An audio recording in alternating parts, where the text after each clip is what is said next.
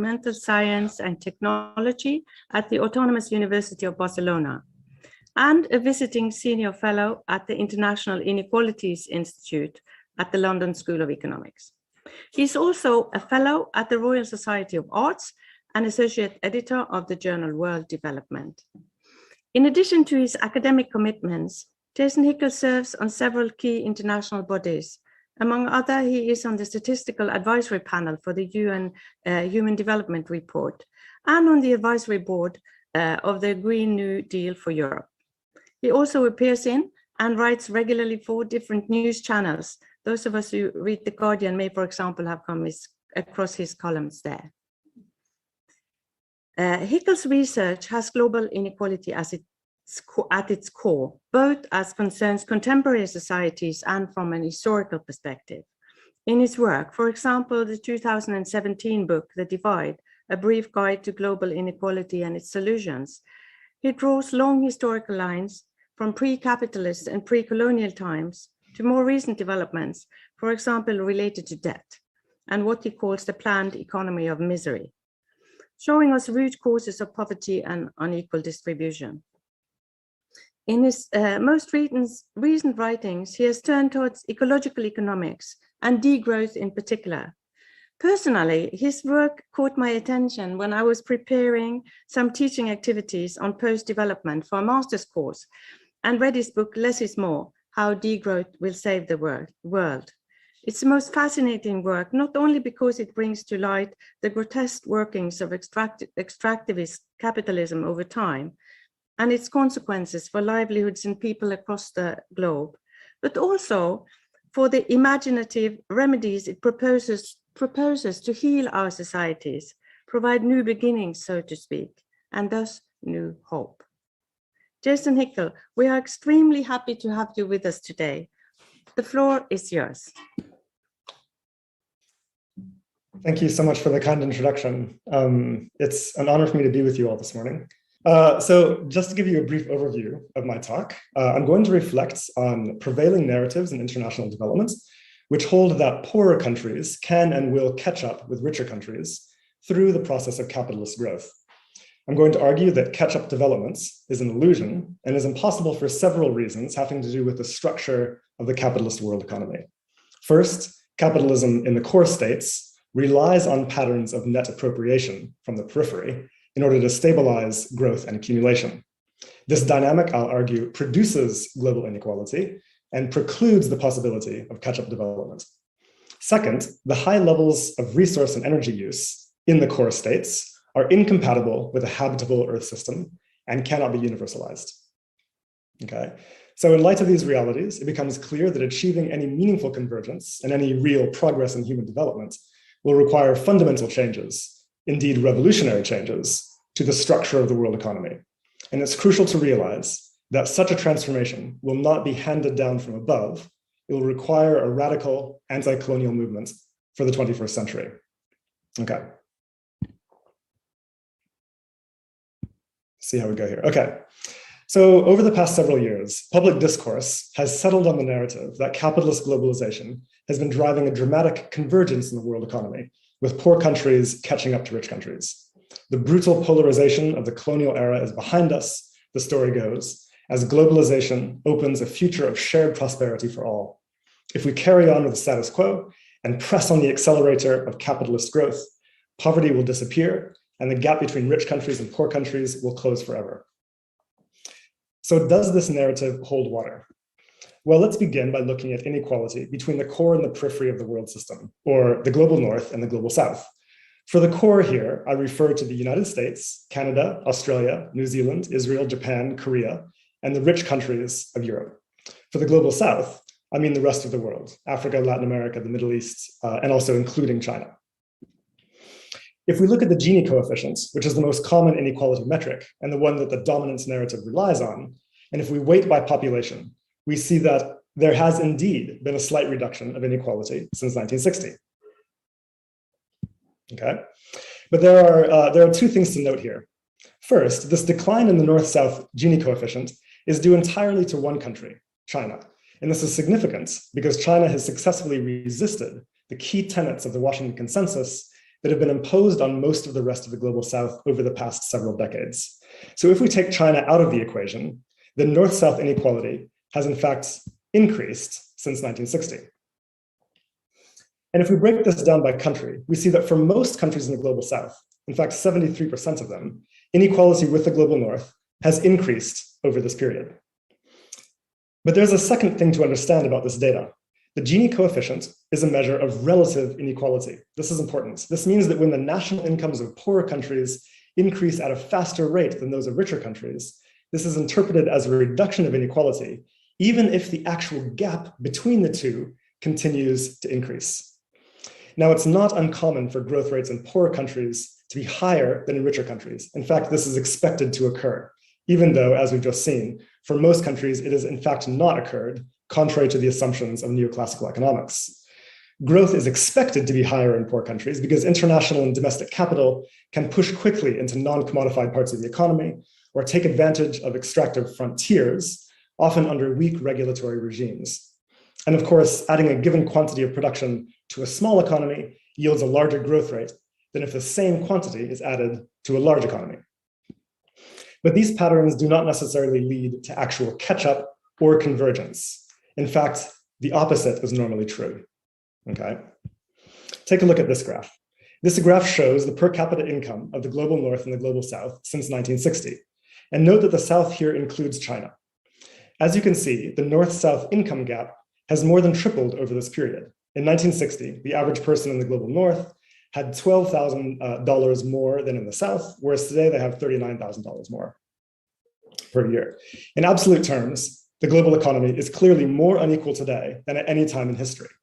Whatever we might say about the North-South trends, it makes very little sense to describe this as catch-up, much less convergence, according to any common sense definition of these terms. Indeed, to repurpose a phrase once used by Lant Pritchett, what's happening is divergence, big time. Here's the reality.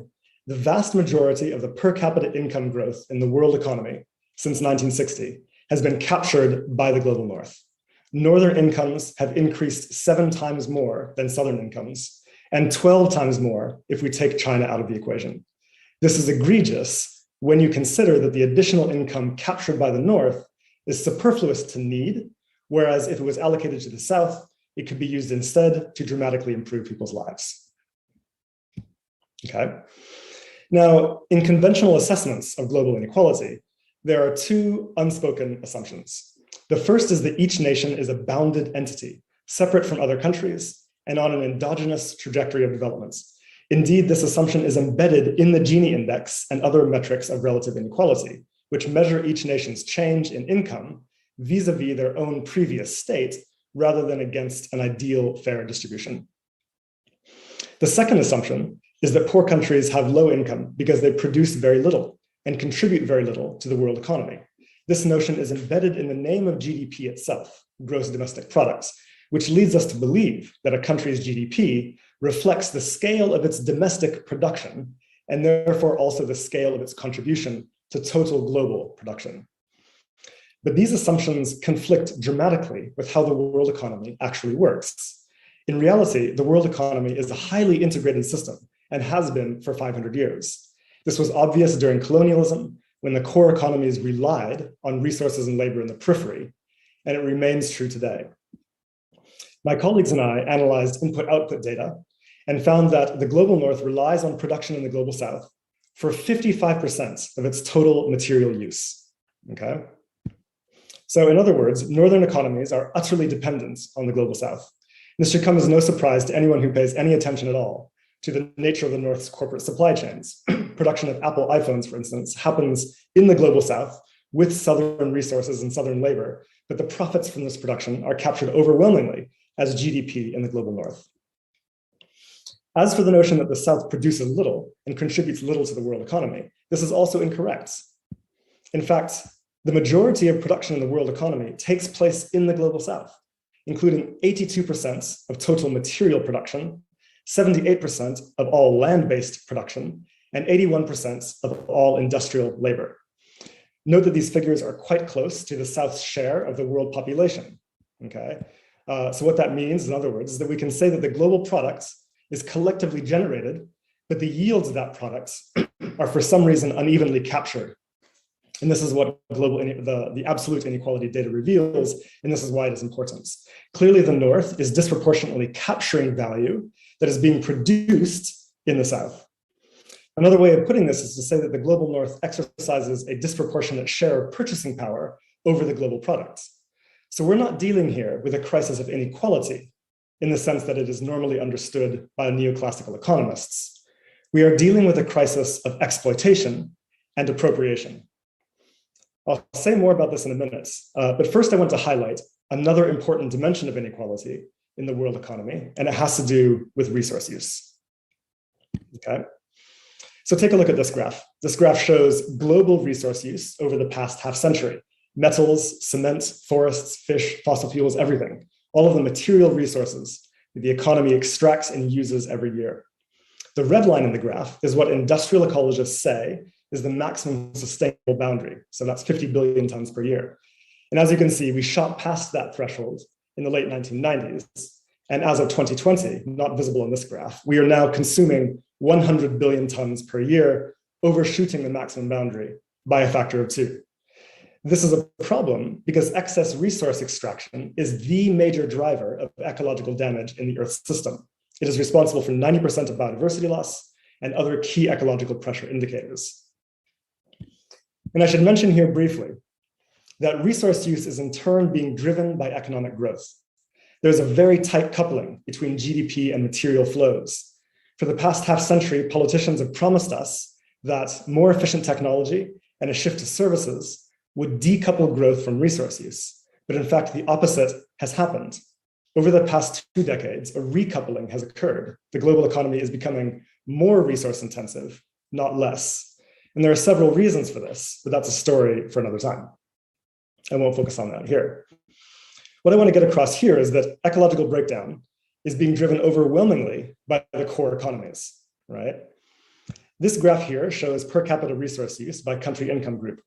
The red line is the maximum sustainable level rendered in per capita terms.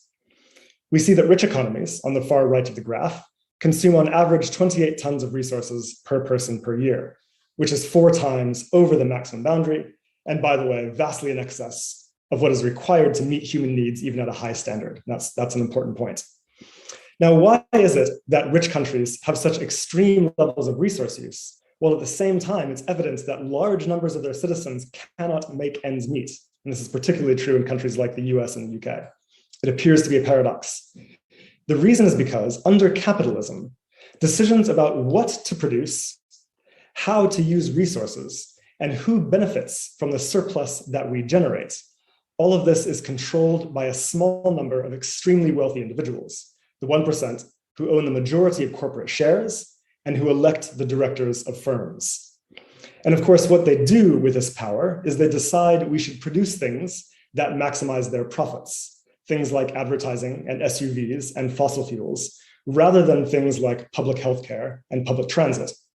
The result is that we have a system that simultaneously overuses resources and fails to meet people's basic needs. And this is a major problem.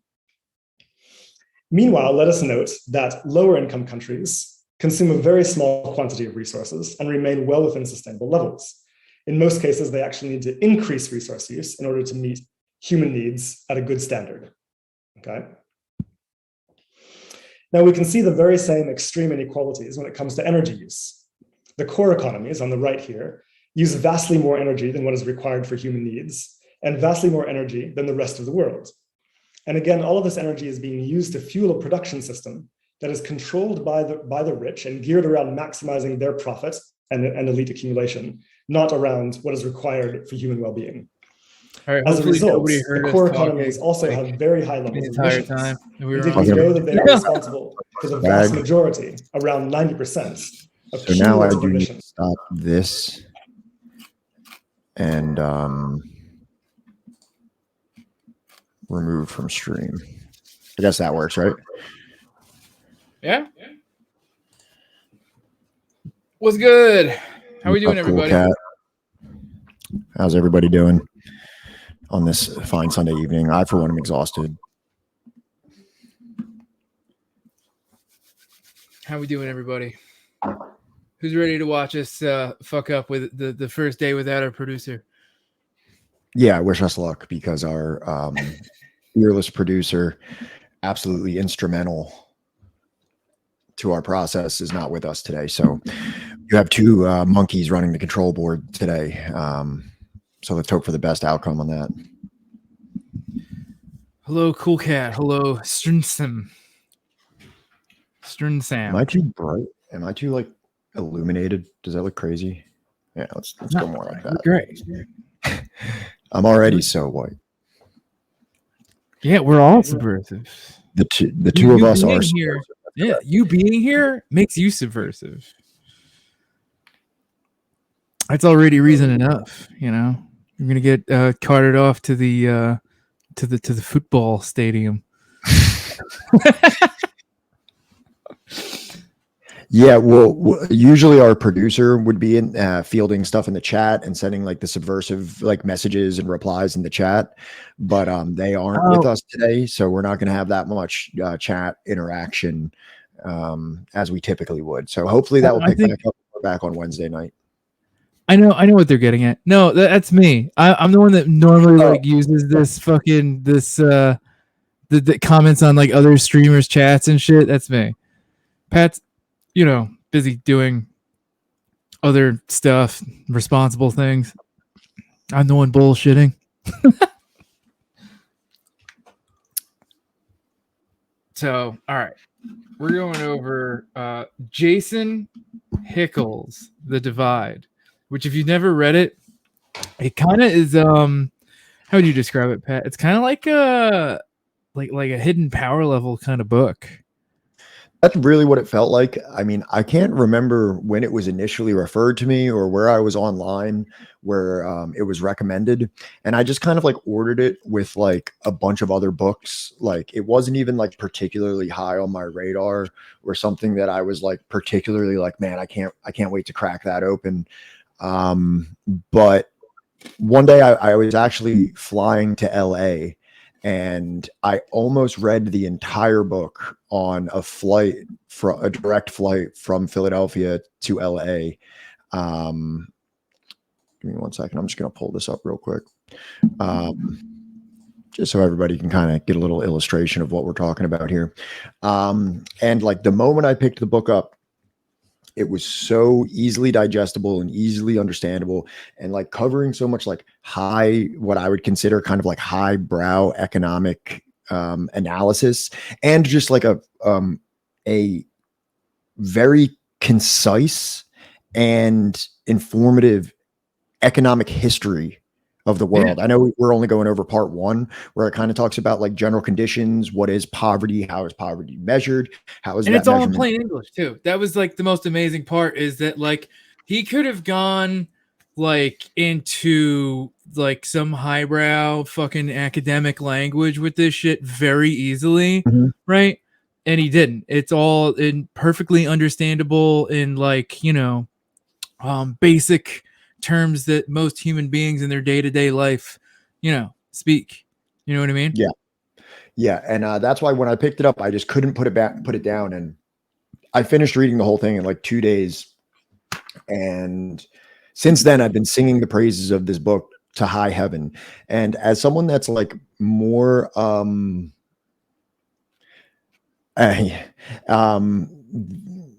I consider myself more of somebody that reads history and maybe a little bit less knowledgeable in terms of economics, especially like highbrow economics. That like for me, this was almost like a leftist economics 101. Like anybody that's looking to like kind of like understand how the global economy works, how poverty is perpetuated, how unequal exchange is created and perpetuated, how colonialism has created the current climate that we have of global inequality between the North and the global South. This book lays it all bare in such understandable and detailed terms that it's like, in my opinion, indispensable for anyone that's trying to like have an economic understanding of how the planet works. Pretty much. And how like it's almost necessary, right? In like a bad way. like, you know, a lot of times like people think that like my wife, for instance, she's always talking about like how come we can't just like stay out of other people's fucking business, right? Why can't we just leave other countries alone? And I have to explain to her how if we didn't intervene, if we didn't do the bullshit that we do, we will probably actually would be paying like $20 for an avocado or something, or like, you know, anything made out of plastic probably would be like hundreds of dollars, you know, or you know, any kind of like textile, anything like even made out of wood would probably be worth like, you know, thousands of dollars or some insane, you know, uptick in the price. You know what I mean? I'm not necessarily sure on all that necessarily, just from the reading that I've done. That may be true. I wouldn't necessarily know, but I understand what you're saying is that if like the rate of exploitation was lower, then, but the thing is like, where does that all go in terms of profits? You know what I mean? Because like, because a avocado might be $20 as we buy it from Walmart. You know what I mean? Like, is that to compensate for, you know, whatever record profits that the, you know, whatever company that Walmart or whatever company is distributing it is experiencing? Like, so, you know what I mean? If you removed like a perverse profit incentive, you could easily raise the payment to like whatever, you know, agricultural worker is producing it, while also maybe mitigating some of the consumer cost. And Sam, saying Utsa Patniak, who did it, was on Breakthrough News. How do I show this? There we go. The brain exploded. Breakthrough News and went into the history of how the West exploited the periphery and conservatively estimated that they have stolen like 46 trillion, I think was the number. It's like way higher than that. I believe that specific statistic that you're referring to is actually quoted in The Divide. Divide, and I'm sorry if I don't have a ton of like absolutely like precise metrics. I have several of them, but maybe not this specific one. But in the first chapter, right now we are. Oh, that was just in India. Oh man, sounds about right. Yeah. Well, something that is brought up in the book is actually, you know, it talks about how, and you'll hear this sometimes from like libertarian or capitalist, you know, ideologues that I don't know if you've heard. So there's a debate between Richard Wolff and whatever the guy's name is who founded Whole Foods or not Amazon, Whole Foods. And he wrote a book, like something about like ethical capitalism or something like that. And in this debate, it's like a intelligence squared debate, or it's a very large debate with Richard Wolff in it. And he makes this claim that poverty is the default status of humanity. Have you ever heard someone say that? What? Yeah. Well, that's what his claim is that essentially that like poverty is the default status, and anything that we do to progress past that is a net benefit. So when viewing capitalism, you know what I mean? Like anything that's past the point of poverty is just gravy, and anything I guess in the poverty range, that's just normal. So anything, we're just working to get past that. And what Jason Hickel says in his book, which is also talked about in Sashi Tharoor's book, Inglorious Empire, What the British Did to India. I have it downstairs. I wish I would have brought it up. Is that prior to the Industrial Revolution, China and India, along with, you know, China and India actually had a living, you know, a rate of development and a living condition that was as good, if not better, than a lot of places in Europe. You know what I mean? Like this was not like some kind of like naturally bred inconsistency with the development of countries. You know what I mean? Prior to the turn of the Industrial Revolution, you saw a relative parity, if not actually an advanced level of development, wealth, and living conditions in places like China and India prior to the Industrial Revolution and the decades of colonialism. Maybe it would be prior to the Industrial Revolution. I may be speaking out there because obviously colonization was happening prior to that. I think it's like Radhika Desai. I know Samir Amin brings up that, like, you know, it's something along the lines of it wasn't even the fact that like they found the US, right? It's that like they were able to. Everyone says this. Hold on, can we just pause real quick? Every time that Jason Hickel is brought up, somebody is like Jackson Hinkle. Is this like a meme of saying Jackson Hinkle or something like that? And, I hope there's enough no. confused people that are curious to see if we actually are like LaRoucheites or something to like come on the stream. Jason Hickel, yeah, no, it's not Jackson Hinkle. I'm not a fan whatsoever of whatever kind of like fraudulent leftism gets brought on to speak to Tucker Carlson. It's not even leftism. It's just like repackaged like Nazism. Yeah. He did a debate with Vosh. It's the first time I ever heard him, and he kind of clowned Vosh a little bit on like some Syria information. And I was actually like, oh man, this guy might be based. And then I was just so sorely disappointed with how he went from that point forward. So definitely don't have to worry about that type of nonsense here on this stream. But kind of while we're on the subject of all this, because we're kind of talking about like the undercurrents of the book and kind of what not only it posits, but also what it seeks to correct in terms of like what like a global understanding or like I guess a contemporary understanding, mainstream understanding of poverty and how poverty is understood.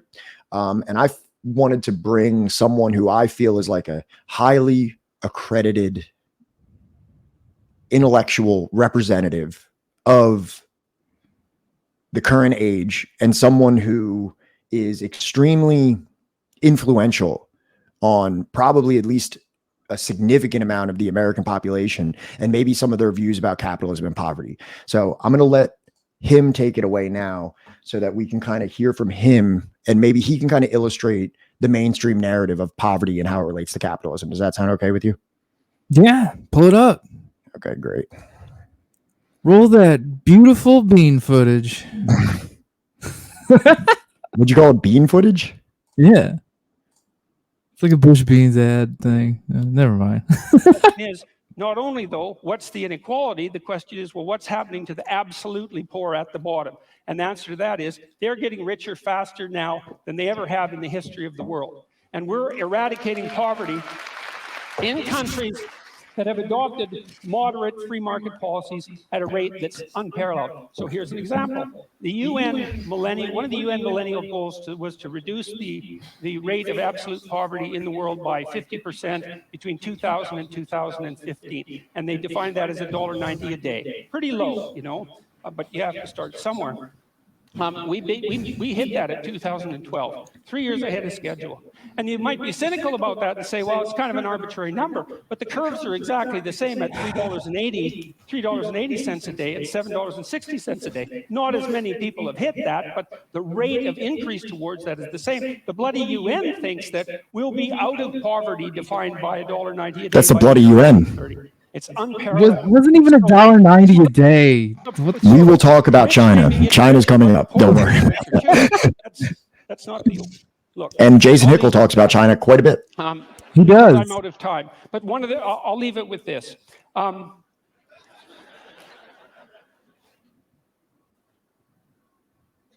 poor are not getting poorer under capitalism. The poor are getting richer under capitalism by a large margin. And I'll leave you with one statistic, which is that now in Africa, the child mortality rate in Africa now is the same as the child mortality rate was in Europe in 1952. And so that's happened within the span of one lifetime. All right. So I just felt as though when I was reading this first part of the book that we agreed to discuss today, that I was like, I've heard this before.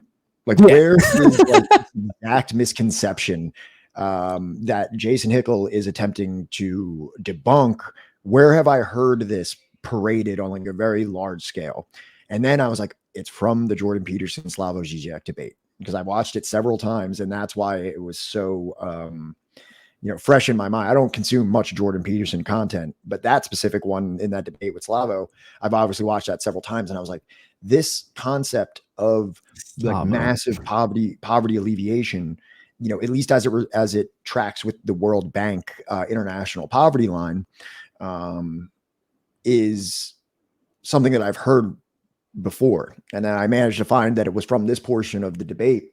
And I felt like this was just like, a perfect illustration of like what like the general mainstream misconception of poverty in the world is. And Jordan Peterson, you know, I assume his content is consumed by millions of people. He's, you know, people herald him as some kind of like, exalted intellectual figure. And honestly, I could even understand why he believes this, because, you know, if you just Google what is the poverty line, and you find that the poverty line is set by the World Bank at $1.25, or at least $1.25 at the time that the divide was written, and you use that statistic, you would see that there is some degree of progress being made. But like, I think it really comes down to like, what actually is the international poverty line? How is it manipulated? What is actually $1.25 in a global context versus in a national context? And then also, how does that contradict other assessments by the UN and the World Bank that state radically different figures of how much it costs just to survive childbirth? Like, it seems a little bit strange that the World Bank would be like, okay, we'll set the poverty line at $1.25, but then also be like, yeah, you probably need like $6 to not to live to the age of 5. Like, doesn't it seem like that's like a radically contradictory style of information? Also, like, where's the fucking math on this shit? They never give you the math, and the math. The equation that they use to like, you know, find these statistics is insane. Right. Sorry, I'm like still eating dinner midstream, but you know, whatever. Fuck you. I'm probably not the only streamer you've watched eat, but most of them do. Let's see here. So I want to actually quote this one part of the book, right, where he's talking about. Oh no. What were you gonna say? This Strin Sam actually has a lot of good information on this. The artificial playing with it to make it seem as though poverty has changed, when in reality, it's logically getting worse. Hakeem has a really good video on that, and Jason Hickel, I think, maybe even be the author of the Al Jazeera video that Hakeem did his video on. I'm going to share it in the chat right now. This is like a small snippet of probably what you're going to read over in this book. Mukbang of what you would read in the book, but this is a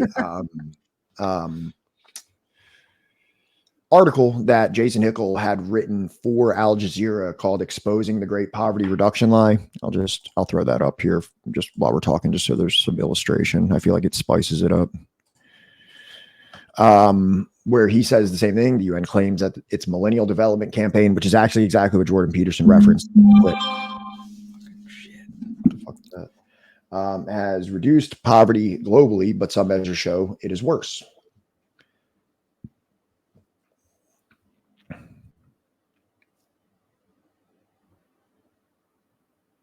Are you good? Yeah, no, sorry. Work phone. So, what the fuck is it? Yeah, do you want to hear about like where this whole like, you know, idea of like do you, before we get into that stuff, do you want to start in like the preface and talk about like the Hickel origin story a little bit, or do you want to just dive right into the nuts and bolts? No, fuck it. Let's you're right. Let's give this dude some context. He deserves it. Like, you know, so you know, he grew up in, was it Swaziland, Africa? Swaziland, yeah. So yeah. And both his parents, I think, were doctors, is what he said. Correct. And, grew up in Swaziland. In a relatively, I would say, privileged upbringing, especially for that country, being, you know, having 2 doctors as your family, or as your parents. And it kind of like has like a Siddhartha-like Che Guevara-esque, you know, I don't want to say radicalization process, but the process of having like a relatively sheltered and, you know, privileged upbringing, but then having to just kind of like witness extreme poverty and disease and preventable disease ravaging large portions of the population, and having that bring you to some degree of political awareness. Yeah. He talks about like watching the queue, right? Of people outside, you know, the clinic that his mother and his father worked at, right, in Africa, and you know, going to, I believe he went to college in the US first, is what he said. Might have been the US or the UK. I don't remember. He went to the UK. Either way, like, you know, he goes there, and the first, like, you know, 10 years of his education. He's got like nothing really that different. He's not like, exposed to Marx or something, or like, he's not like a hardcore Maoist or anything. Like he's just He's pretty much showing the neoliberal line of development, Yeah. and that the global South is dependent on an altruistic level of like foreign aid and development suggestions from the West. Yeah.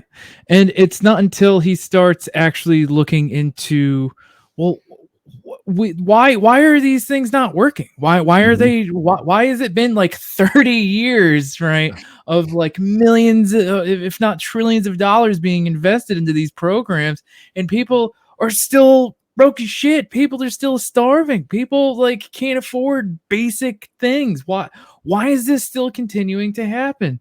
And I'm gonna skip over the part where like he explains the origin stories of like that narrative, but he does at one point talk about like working, I think, for World Vision, and he points it out to his managers, like why was the government unable to provide basic social services?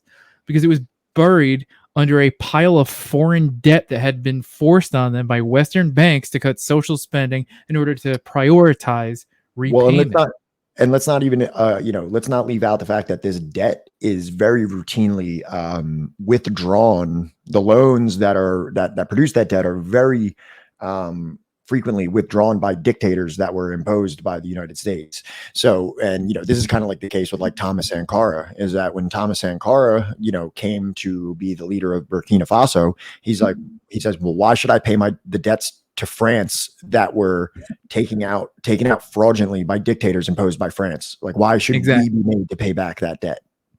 Exactly. That we have no moral obligation to pay back a debt. There it is, to pay back a debt to our oppressors. So, he said, and unfortunately, he also said that if all of Africa, or at least a significant portion of Africa, doesn't get behind me and pay and refuse to do this, and we unite in some kind of a Pan-African sense, then I will not be at the next conference. Right. And tragically, he was not at the next conference. It's kind of funny how anybody that has ever said anything remotely like that before or since him just somehow winds up dead. They never die old age. But he said, like, when I pointed this out to my bosses, right, at World Vision, or his managers or whatever, who parachuted in from the US and Australia from time to time, he was told that like these opinions are too political and to not rock the boat. Now, tell me that doesn't sound familiar. If you've ever worked any kind of job where suddenly you start making too much sense, almost immediately after when he was murdered after that speech at the UN. Yeah. Mm-hmm. Yeah. The sad thing is you could literally also be talking about like Paul Robeson. Shill, Blaise Compaoré. Yeah. So let me see here. Right. So then after you kind of like doing kind of like it's kind of like a more literary introduction where you get to know the author and get to know like that he's not just kind of like, a high tower intellectual, that he grew up in a country that was a little bit more impoverished, giving him a little bit more of an idea of poverty. And like, it kind of makes the whole thing a little bit more engaging. Then it moves into the more like nuts and bolts of the situation where he begins to educate you on these things. And like, it kind of comes up to the question, like, why are poor countries poor? Is this the natural state of these countries? Is there a, divinely ordained poverty that exists, or an ordained imbalance between these, certain countries that facilitates this? Or, and this is the point that he's making, is the divide between poor and rich countries not natural? And alternatively, is it man-made and man-maintained?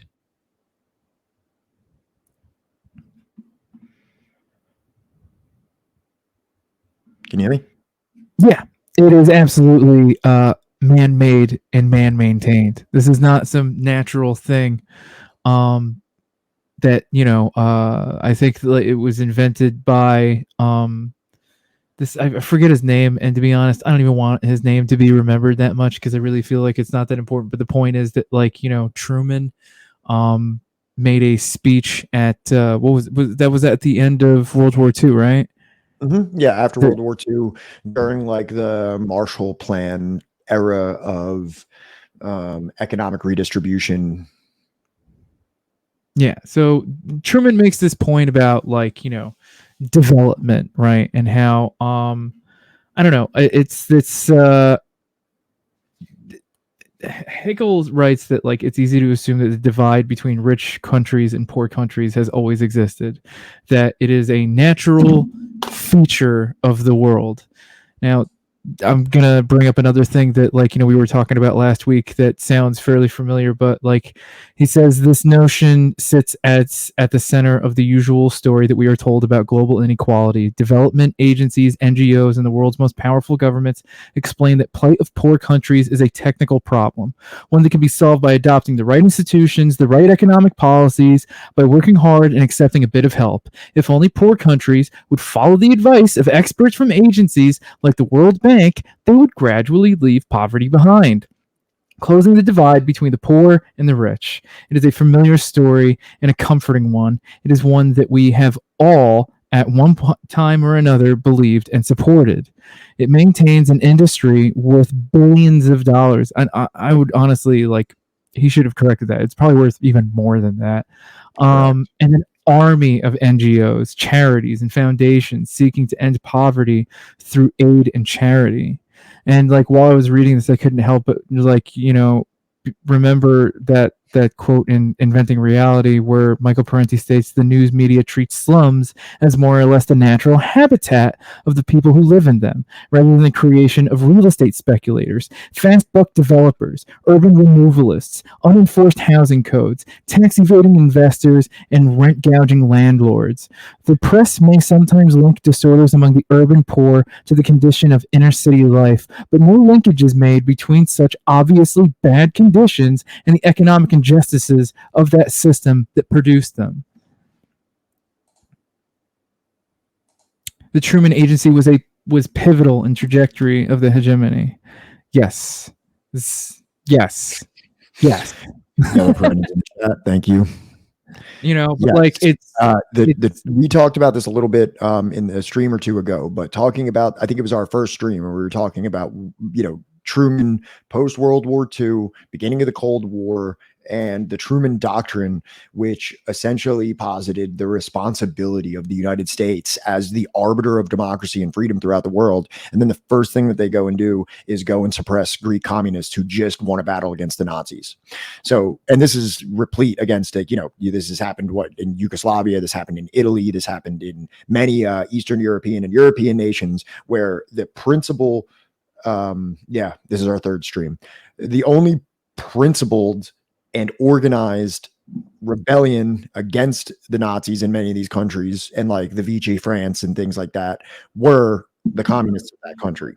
And then immediately and you could also exemplify this as well in the war against Japan with Ho Chi Minh and Kim Il-sung, who were at that point allies with the United States, who all of these communist people who were assisting the United States and the West in their fight against Imperial Japan and Nazi Germany were then just like immediately branded as global enemies, axis of evil, whatever you want to refer to them as. And they were all subsequently put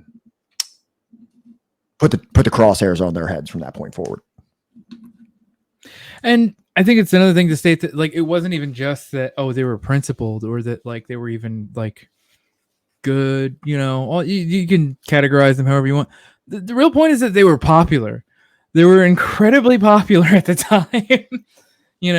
I think that that's kind of lost on, a lot of people, because, like, we live in a world today where it's just like, it doesn't exist. It existed when our grandparents were children, maybe, but, like, that time of just, like, global popularity of socialism and communism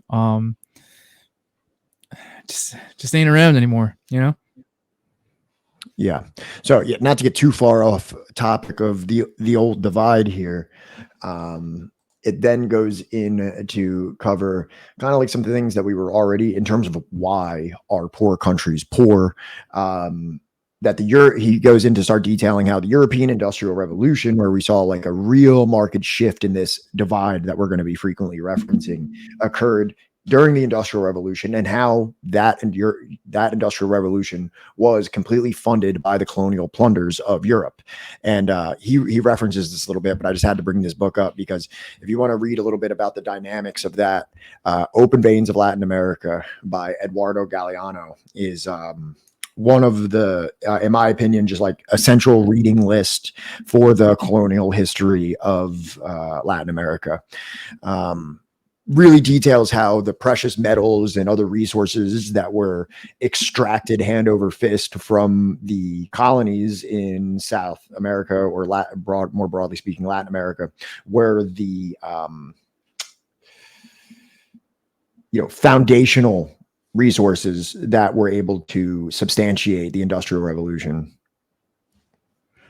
I mean, there's this other book that like I also have been really wanting to check out by Radhika Desai, The Geopolitical Economy After U.S. Hegemony, Globalization and Empire. And it talks about, I'm just using like the description from Pluto Press, geopolitical economy radically reinterprets the historical evolution of the world order as a multipolar world emerges from the dust of the financial and economic crisis. Radhika Desai offers a radical critique of the theories of U.S. hegemony, globalization, and empire, which dominate academic, international political economy, and international relations, revealing their ideological origins in successive failed U.S. attempts at world dominance through the dollar. Desai revitalizes revolutionary intellectual traditions, which combine class and national perspectives on the relations of producing nations. At a time of global upheavals and profound shifts in the distribution of world power, geopolitical economy forges a vivid and compelling account of the historical processes which are shaping the contemporary international order. And I think that like anybody that's like serious about learning this kind of stuff, I think that something like this, like a good introductory book to political economy, can't hurt, can only help you make more sense of, this almost anachronistic, I don't know if that's the right word, but like this like hectic process that the world has been going through literally since the advent of the United States. Sam, that book that you're recommending, CIA as Organized Crime, that sounds like it's right up my alley. So I'm going to throw that right into the reading list. Douglas Valentine. I have not heard that one, but I have not heard of that one specifically, but I will certainly check it out. Thank you for the recommendation. I'm always looking for new book recommendations. Is that the one written by the dude that used to be a Fed? Well, last time we were here on our last stream, I had brought up a copy of Inside the Company by Philip Agee, who was a former CIA agent that wrote the book as kind of like a expose on CIA operations. And we were talking about like the various types of propaganda and how propaganda is kind of like, shell game of propaganda that they play. We were talking about Philip Agee, but this may be a different one of those types of stories. Nope, this is also written by a Fed.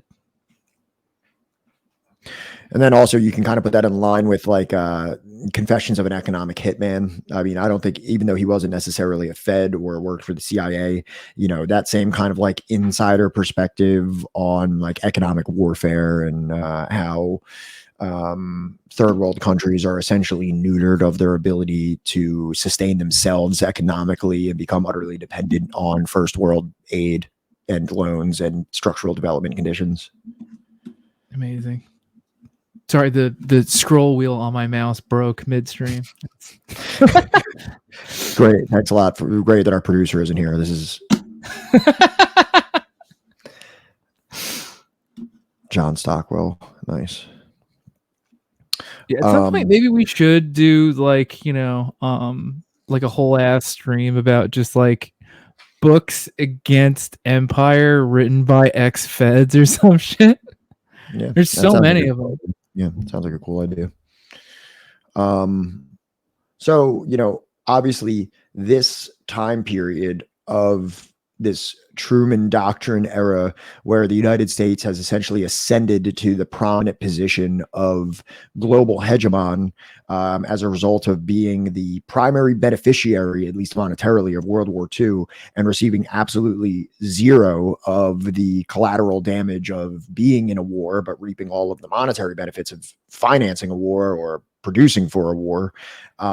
This is where we see the Marshall Plan happen, where the Marshall Plan, injects, I would say millions or maybe billions of dollars into Western European countries as they were ravaged by World War II, and essentially brings them into some degree of economic dependency, or at least indebtedness, to the United States. And this is where that you see simultaneously World War II is what kind of like exposed the paper tigers of colonialism. This is where Vietnam, where the French Indochina at the time, it was World War II, which brought down the French colonial regime of Vietnam, and what brought forth Ho Chi Minh and the Viet Minh. And that's, what precipitated the Vietnam War, because after World War II, the French wanted to come back and be like, hey, we're going to need that colony back. You know what I mean? We're going to need to reassume that colony. I know we just, we're colonized ourselves essentially by Germany, but we need this colony back. And that's similar. We need the money. Yeah, we're going to need this. But this is just like a microcosm of what was happening around the globe. This was also happening in Korea, who was a Japanese colony. But during the war, obviously there was more of a rebellion, anti-colonial rebellion going on, and this was happening all across the third world. So this kind of like ascension of the United States to global hegemon status is going alongside with like a variety or a revolution of third world revolutionary movements against colonialism. And a primary component of that a lot of time was economic nationalization or economic nationalism, such as the case of Mossadegh in Iran. Mossadegh. That's in Iran, right? Yes. Yeah. When he attempted to, or I believe he did nationalize a lot of the Anglo-Iranian oil companies so that Iran could enjoy the splendors of its own oil reserves.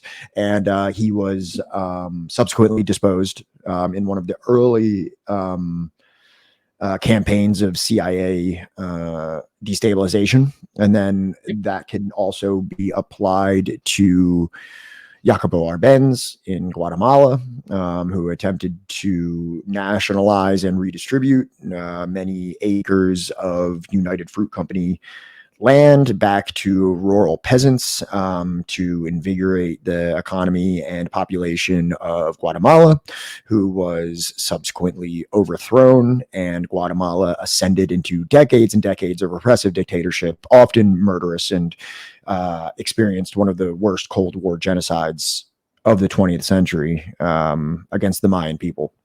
Is there actually a case of like the U.S. overthrowing any kind of government and the like preceding government like not being murderous? I feel like there isn't one. Well, I think it's almost necessary, because I would say that I'm mostly educated on Guatemala.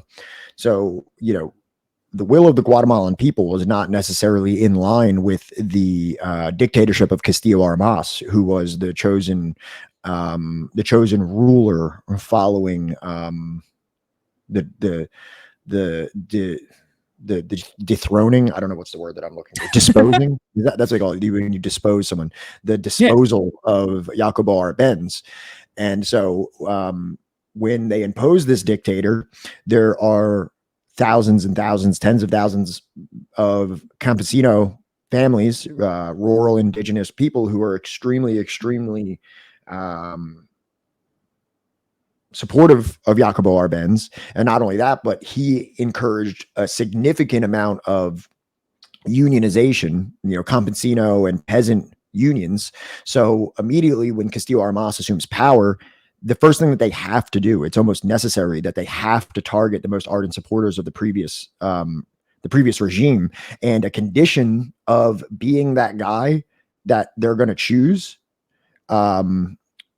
you have to be anti-communist. Like, that's what it is. That's the only thing. Yeah. You can be repressive, you can be murderous, you can be a swindler, you can be a embezzler of funds. None of that matters. As long as we can count on you, and I say we, you know, that's kind of like the perspective of the people. As long as they can count on you to be a ardent opponent of communism, however that may be ill-defined in your region, then you can be in power, and we will support you monetarily, militarily, intellectually, with intel is what I mean. As long as you agree to stamp out communism. Sorry, it just reminded me of yeah. So there's like Sam, hold on. I'm sorry, real quick. Let me just respond to this because this is actually in my notes for this book. In The Divide, Jason, I almost said Jackson Hinkle. Jason Hickel refers to this thing called trade misinvoicing. And it's about that concept that you're speaking about that, how the he didn't speak about this, but this is what I remember, is that how the United Fruit Company would fraudulently place all of their tax invoices and intentionally undervalue their land holdings in an attempt to obfuscate or escape their paltry tax responsibilities already in a country that they pretty much ran as a private fiefdom for their banana companies. They even escaped like their most paltry tax responsibilities through this kind of tax, undervaluing. So then when Jacobo Arbenz, starts to seize some of that land, he's willing to pay for it. And he's like, all right, here you go. This is what you get. And he's like, this is what you put on your taxes. That's what you get back. And then they try to be like, oh no, it's like this many millions. And he's like, I'm giving you precisely what you placed on your thing. So like, that's the other thing about this Arbenz situation is like, I think some of the more, right-wing interpretations is that maybe that Arbenz was leading some like marauding Bolshevik style, collectivization campaign, when in reality it was like this very modest and very measured plan called Decree 900, which not like it had to be a certain size, it had to be unused, and you were going to get your tax, whatever you valued on tax, we would even compensate you for that. So you're telling me that Arbenz didn't even make like an order 99, like, all right, go to them and just raise hell, fucking yeah, take out the landowners or anything like that. That's crazy. I spent 6 weeks in Guatemala last year, and I actually collected a good amount of books that I had read about that situation. And this one right here, I showed this last time. Are you about to show Shattered Hope? Yeah, Piero Jesus, or however you pronounce it. Sorry if I'm butchering the hell out of it. He's like probably the best writer, no matter what it is that he's writing about, right? If you want just like citations coming out of like your ears and nose, like, yeah, that's the guy. I have his other books about Africa, about like Namibia and like this, like how Cuba. Oh, nice. Shout out to Guate. I spent 6 weeks there in September of 2021, and I spent a little bit of time in Guatemala. Shattered Hope. I spent about 4 weeks in Shela, which is actually like the original capital. I think it's like a 60% indigenous town. It's the second largest city in Guatemala, which isn't really saying much. Like Guatemala City is really big, but even the second biggest city is not anywhere near like an American city. But in that time, I spent time at it's a school that teaches Spanish, but also it's like a education center for like politics. It was so cool. Like they had everything there was Che Guevara, Fidel Castro was all over the walls there. They brought in indigenous people to come and speak about the history of Guatemala. They brought in indigenous people to talk about multipolarity. They took us to sites of massacres and things like that happened under Rios Montt. It was like an incredible experience. I actually have a couple interviews with some of the professors there and some of the ex-Civil War veterans, I guess you could call them, from the Guatemalan Civil War. So hopefully, Subversive History would like to soon put out a documentary style project with a lot of that footage and a lot of those interviews. So hopefully, if we can get our shit together, that'll be coming out soon. We're getting it together, all right? We're wiring it up, all right? It's not exactly tight, but we're working on it. So one of the things that I was reminded of, while we've been talking about this, especially with the Monroe Doctrine and stuff, a lot of people made careers out of this methodological nationalism that he brings up, right? Methodological nationalism is pretty much to analyze the fate of each nation without ever looking beyond its borders. So basically, all the causes for all your problems, they're happening from within, right? The sabotage is happening from within the house, not outside of it, not being enforced or coerced in any way. But I don't want to argue about definitions of coercion especially with a libertarian. But there's this guy, Walt Whitman Rostow. Right. Yeah. Rostow, an academic who moonlighted as a foreign policy advisor to President Dwight Eisenhower, argued that underdevelopment was not a political problem, but a technical one. It had nothing to do at all with colonialism or Western intervention, but rather to do with internal problems. If poor countries wanted to develop, all they needed to do was accept Western aid and advice, implement free market policies, and follow the West path to modernization by telling a story of poverty that focused on domestic policies. Rostow's theory not only sought to pull people's attention away from the unfairness of the global economic system, it erased that system from view. So he wrote this book called The Stages of Economic Growth, and it was literally advertised as the non-communist manifesto. Oh. And it was peddled by the U.S. government across the global South. He had a senior role in the Kennedy regime and later a national security advisor under the dictator Johnson that followed. This plan of containment was dead on arrival. Literally nobody gave a shit what the U.S. was trying to grift because decolonial movements from the 1950s through the 1970s saw poverty rates fall under protectionist, redistributionist policies, trade tariffs, subsidizing healthcare and education, and guess what? Mimicking Western models of economic consolidation. All the things that the West had done in order to get where they were doing for the sake of their own people. Mm-hmm. And he may have also been involved in a coup in Brazil in the 60s. That assertion is just so, false. It's so patently disprovable. When you just look at certain situations, Chile might be the most prominent example of this, because you literally go from a economy that was completely colonized, let's say, in terms of the Anaconda copper mines and things like that. Chile has some of the biggest copper mines, I believe, on the in the Western Hemisphere, and they were owned and controlled by American ownership. And then when Salvador Allende attempts to create a more socialistic, should I say, government, he is overthrown and he is replaced by the poster boy, or should I say the lapdog of American style free market policies, literally taking direct advice from Milton Friedman and the Chicago Boys. Chile for decades. What's that?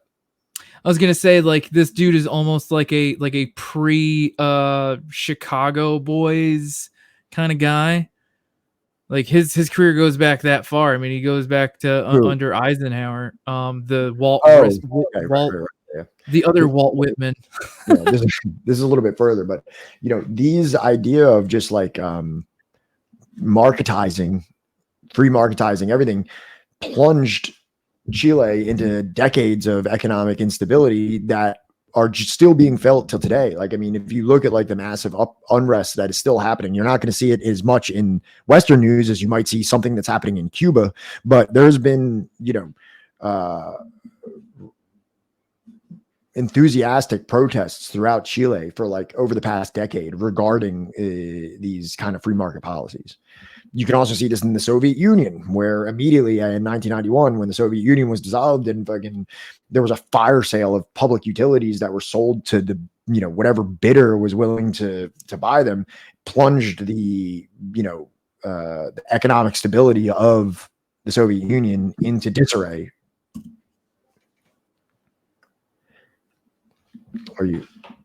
Yeah, no, I'm sorry. One of our chatters posted a link that I think we should throw up. I put it in the chat. It's Mike Pompeo. Okay, yeah, let's do it. Hold on. Yes. Sorry if that was a bit of a reductionist way of describing that. No. Doing great.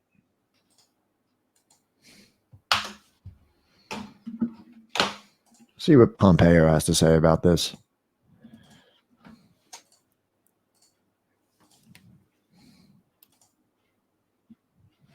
Engineering student.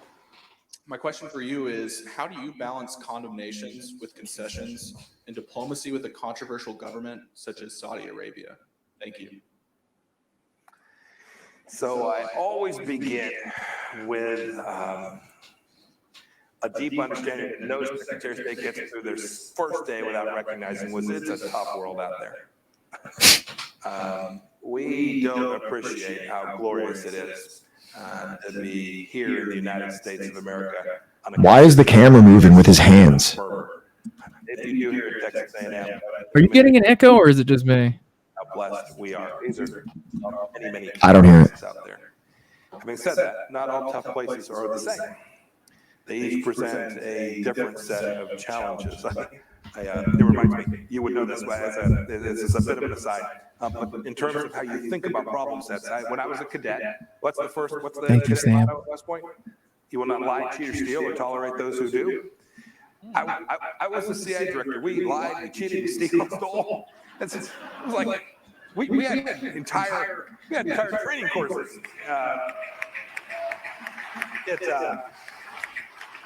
It reminds you of the glory of the American experiment.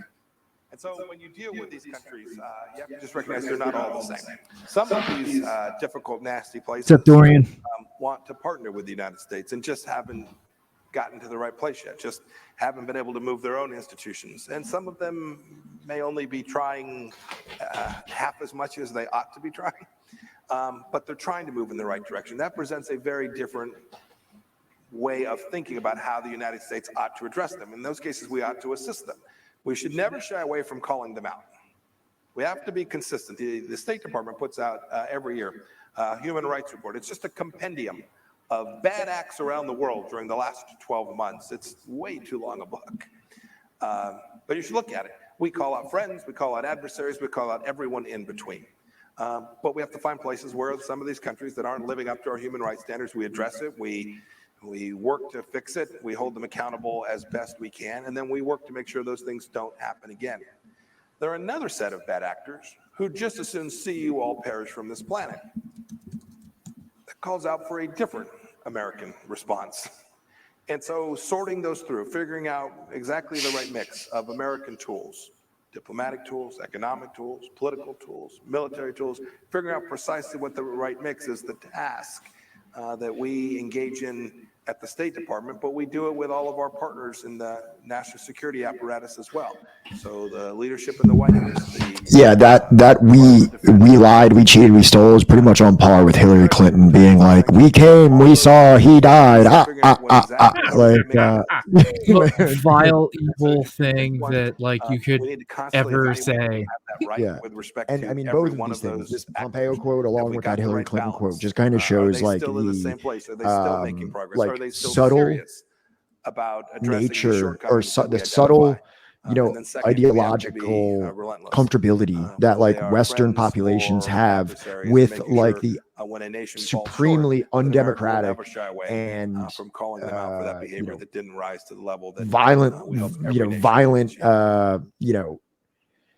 undemocratic and violent responses that the United States, that means that the United States takes to consolidate its hegemonic power. And it's like, he can just say that in a room full of people, he flippantly says that in a room full of people, just giggles and laugh like, aha, that's hilarious. Meanwhile, that is precisely the reason why thousands, well, I guess I would probably at this point say millions of people have either suffered or died as a result of those actions that room of people are giggling about. Well, I mean, like, that's why, like, the first part of the book, he spends like a long time talking about like what the myth, the story that like America had to build, and just like the West at large. I'm sure that like the UK and France and even Germany, post-war Germany, if it didn't have to contend with the fact that like it was split down the middle, you had two different Germanys at the time. They had this like the Monroe Doctrine, or like the kind of budding American exceptionalism, right? Or pretty much just like a global version of Manifest Destiny, right? And then what is it? It's the Marshall Plan. This the South is like our backyard, right? No, the Monroe Doctrine is that, and the Truman Doctrine is Right. that we are the responsibility. It is our responsibility to enforce freedom and democracy around the world.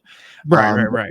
What we're talking about now, in terms of a post-World War II movement that is imposed this paternalistic idea of the West being like, we have the responsibility to give economic directives to these, undeveloped, uncivilized third world nations, is really just a continuation of colonial apologia that's been going on for centuries at this point. I mean, this has been going on prior, back to the 1400s, 1500s, where colonialism was carried out under the guise that these people are incapable and uncivilized, and it is the white man's burden to go here and tell these people how to live. And if they don't agree with us, then we will violently subjugate them for their own good. Right. And that concept of Eurocentric supremacy has just evolved to meet new global conditions to justify it. It's gone from that point. Even slavery was, carried out under that guise, the various wars, and then the colonial period. And now today, in this kind of like neo-colonial economic subjugation period, it is still the same rhetoric with just a few words, few qualifying words changed around. Right. Well, I mean, that's the ingenious thing about liberalism, is that like it can conform to as many different scenarios. It can conform to as whatever the changing conditions are, as much as socialism can. Right. But underlying it all is a Eurocentric white supremacist undertone of economic subjugation.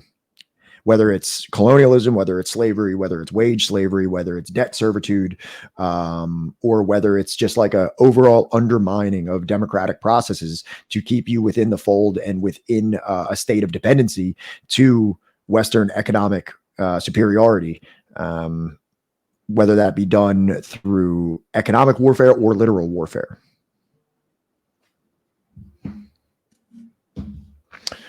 But then we can go back to the book a little bit. And this is good. We're going off on tangents, but these are all very relevant tangents. And this is the kind of stuff that we like to discuss. And it all actually does, is definitely in the peripheral sphere of what we're discussing here. Another thing that I found a little bit interesting that Jason Hickel brings up is that this debt that is placed on people, is placed on these, other countries, is actually sold to private banks. Of course it is. Yeah. So like private banks are reaping the economic advantages of this, national or international, should I say, debt imposition.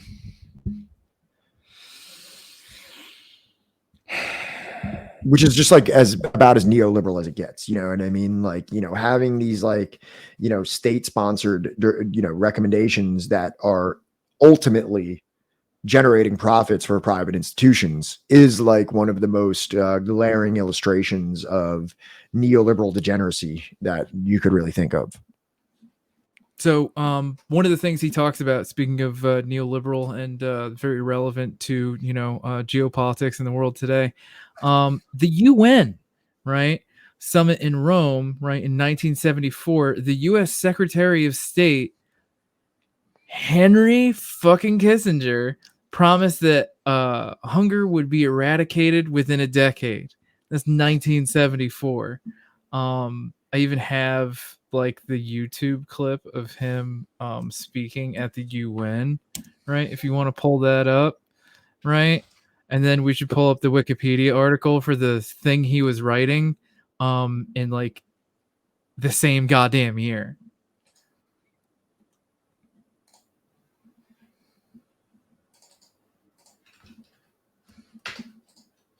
Yeah, Kissinger, who's still alive. Kissinger, who will probably never die at this point. I always got to bring it up, but what's his name? Oh, Anthony Bourdain. Anthony Bourdain on Henry. One of my favorite quotes. He says, "If you ever visit Cambodia, you'll never want to stop beating Henry Kissinger to death with your bare hands."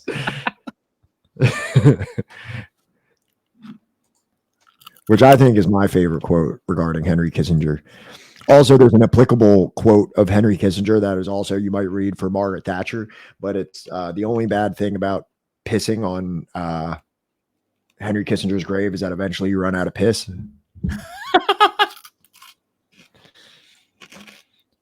If he would ever fucking die. Society has no more urgent concern than to increase the world food supply substantially and to improve the means by which food is distributed to all, and particularly to those who need it most. It is no more than the truth to state that this conference has it in its power to render an immeasurable service to humanity, both now and in the future.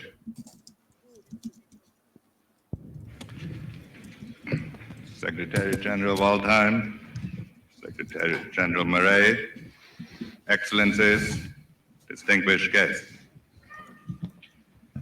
We meet to address man's most fundamental need. The threat of famine, the fact of hunger, have haunted men and nations throughout history. Our presence here is recognition that this eternal problem has now taken on unprecedented scale and urgency, and that it can be dealt with only by concerted worldwide action. Our challenge goes far deeper than one area of human endeavor or one international conference. Let the nations gathered here resolve to confront the challenge and not each other. Let us agree that the scale and severity of the task require a collaborative effort unprecedented in history. And let us make global cooperation in food a model for our response to other challenges of an interdependent world: inflation, energy, population, protection of the environment. William Faulkner expressed the confidence that man will not merely endure, he will prevail. Yeah, all right, bro. Cool story, bro. Let's look at what else he was doing in 1974. What else was he writing about, Pat? Oh, get out of here. What was he doing in 1974? Do you mean overthrowing the democratically elected government of Salvatore Allende and I mean, yeah, there's that. financing and setting the stage for a brutal wave of repression and political torture and execution on a scale probably unrealized in Chile and within that century? You ever heard of National Security Study Memorandum 200? Is that what you were referring to? Yeah. Hold on real quick. I just wanted to throw this up real quick just for everybody that wanted a little Bourdain action. Oh, did you find it? I was trying to find it before. Frequently, I've come to regret things I've said. From 2001, this is not one of those times. Once you've been to Cambodia, you'll never stop wanting to beat Henry Kissinger to death with your bare hands. So there's that. Scumbags sitting down for a nice chat with Charlie Rose or attending some black tie affair for a new glossy magazine without choking. Witness what Henry did in Cambodia, the fruits of his genius for statesmanship, and you will never understand why he's not sitting in the dock at the head next to Milosevic. I mean, clearly there's only one way that Henry Kissinger is still alive, and this is not like a QAnon adrenochrome stream or anything like that. If there is like demonic forces in the world today, they definitely, like, Henry Kissinger is associated with them. Henry Kissinger is absolutely like reliant on like sacrifice, like somebody sacrificing children from like the third world to Henry Kissinger or something. I don't know if it's their blood or their souls or some other like, you know, metaphysical thing or physical thing. Whether it's like, you know, this kind of like more humorous picture that we're painting of him like literally drinking baby blood versus the metaphorical throne of Cambodian children's skulls that he sits upon, you know, like, regardless, you know what I mean? His public image / life / legacy rests upon countless and countless graves. Yes. Yeah, absolutely. You know that in terms of American foreign policy and how absolutely like despicable, undemocratic, and murderous it is, for you to actually break through the third wall into like normie discourse and have like a guy from like Food Network or whatever talking about it, you know that you have to be like absolutely the most wretched example of the people that profit from that type of behavior. His life force is locked in a phylactery. I don't know what that fucking word is. Hidden deep in a dungeon somewhere. Can't kill him without destroying the phylactery.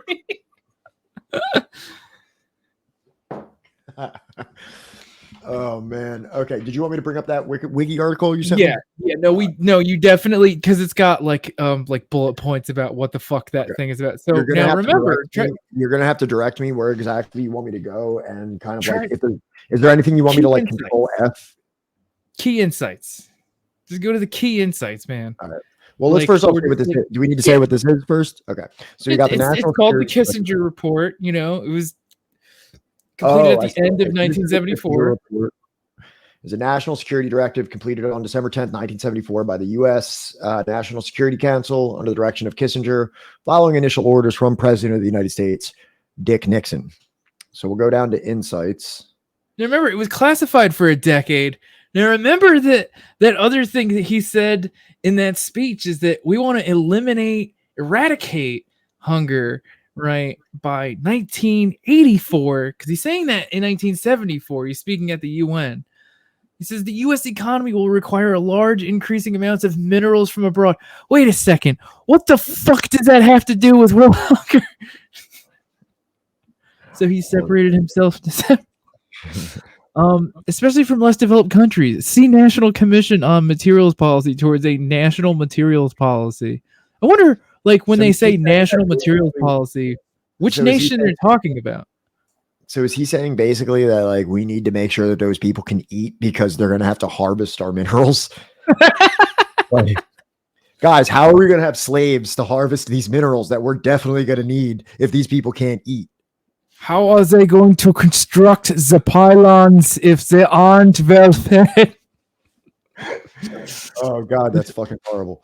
Okay, so let's continue. I know that you know about this. Is there anything else that I need to whether through government action, labor conflicts, sabotage, or civil disturbance, the smooth flow of needed materials will be jeopardized. Although population pressure is obviously not the only factor involved, these types of frustrations are much less likely under conditions of slow or zero population growth.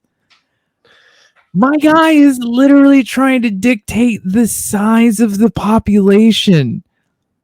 Like, abortion as a geopolitical strategy is mentioned several dozen times in the report with suggestive implications. What the fuck does that even mean? No country has reduced its population growth without resorting to abortion. ... Under developing country conditions, foresight methods are not only or frequently unavailable, but often fail because of ignorance, lack of preparation, misuse, and non-use. Because of these latter conditions, increasing numbers of women in the developing world have been resorting to abortion. Is this like a Malthusian doctrine of resource accumulation? He is literally talking. He talks about it. Population control, like literally like forced sterilization and shit. Also, what is the economic warfare school? Did we just stumble on a new fucking thing? The economic warfare school. Hold on, let me just see. I got an associate's from the economic warfare. The School of Economic Warfare is a French academic curriculum dedicated to competitive intelligence.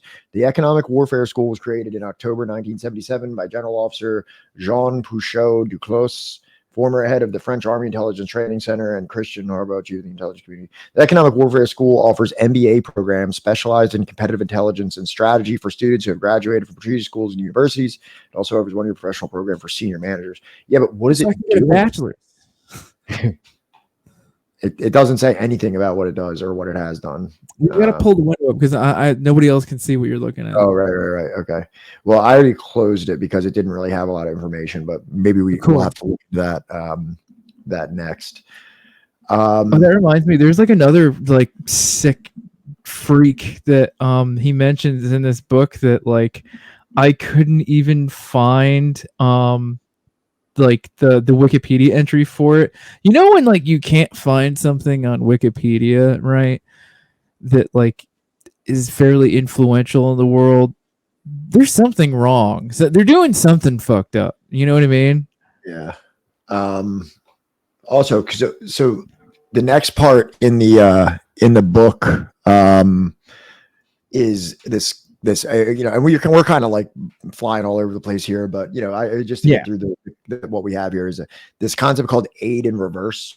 Is that kind of like I've alluded to this several times, or maybe not alluded, maybe I've referred to it explicitly, is that aid, the way that foreign aid exists in a way that is intended to like neuter the economic capabilities, the internal economic capabilities of a country, to undercut them with grain subsidization and things like that.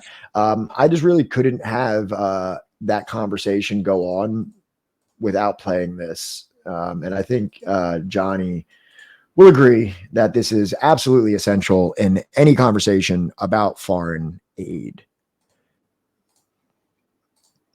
Because have we even talked about what the fucking NGO is?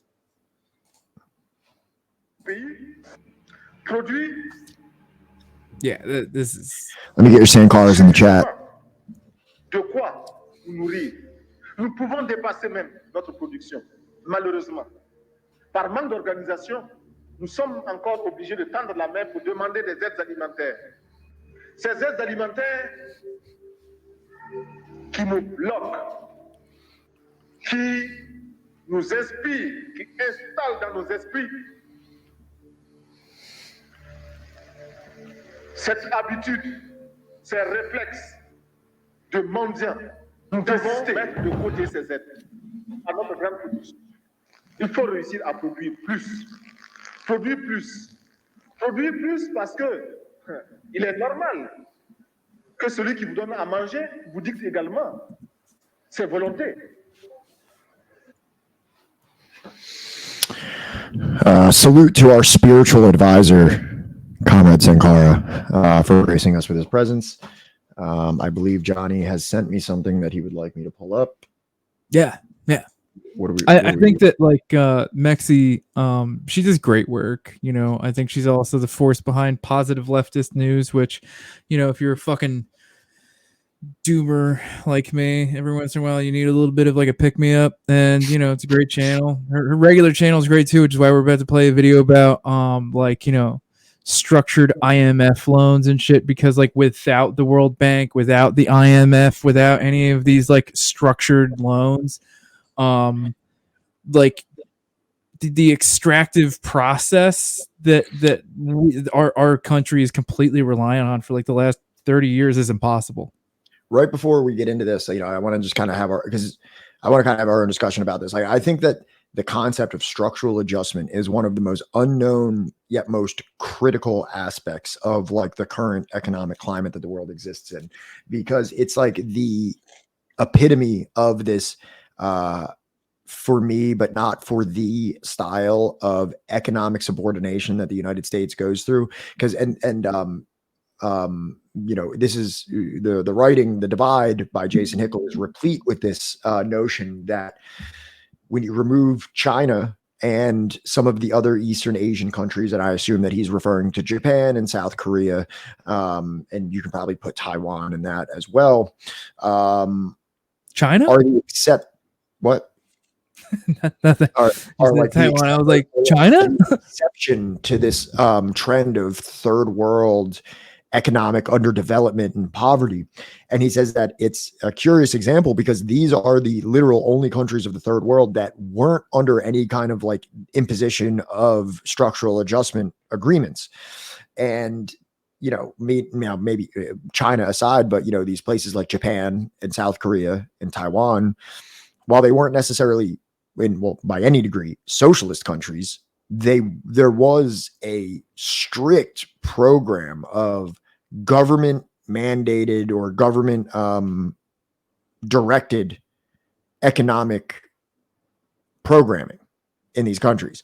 And this is outside of the World Bank or the IMF having to impose these types of lines where it's essentially saying that we will give you X amount in aid, but these are the conditions that need to be met. And that's the structural adjustment aspect. And generally, structural adjustment follows that you need to restrict unionization.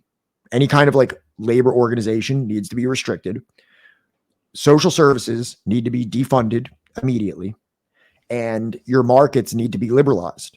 So whatever you're doing that is like a state funded or state organized or state provided commodity or program, should I say, needs to be commodified.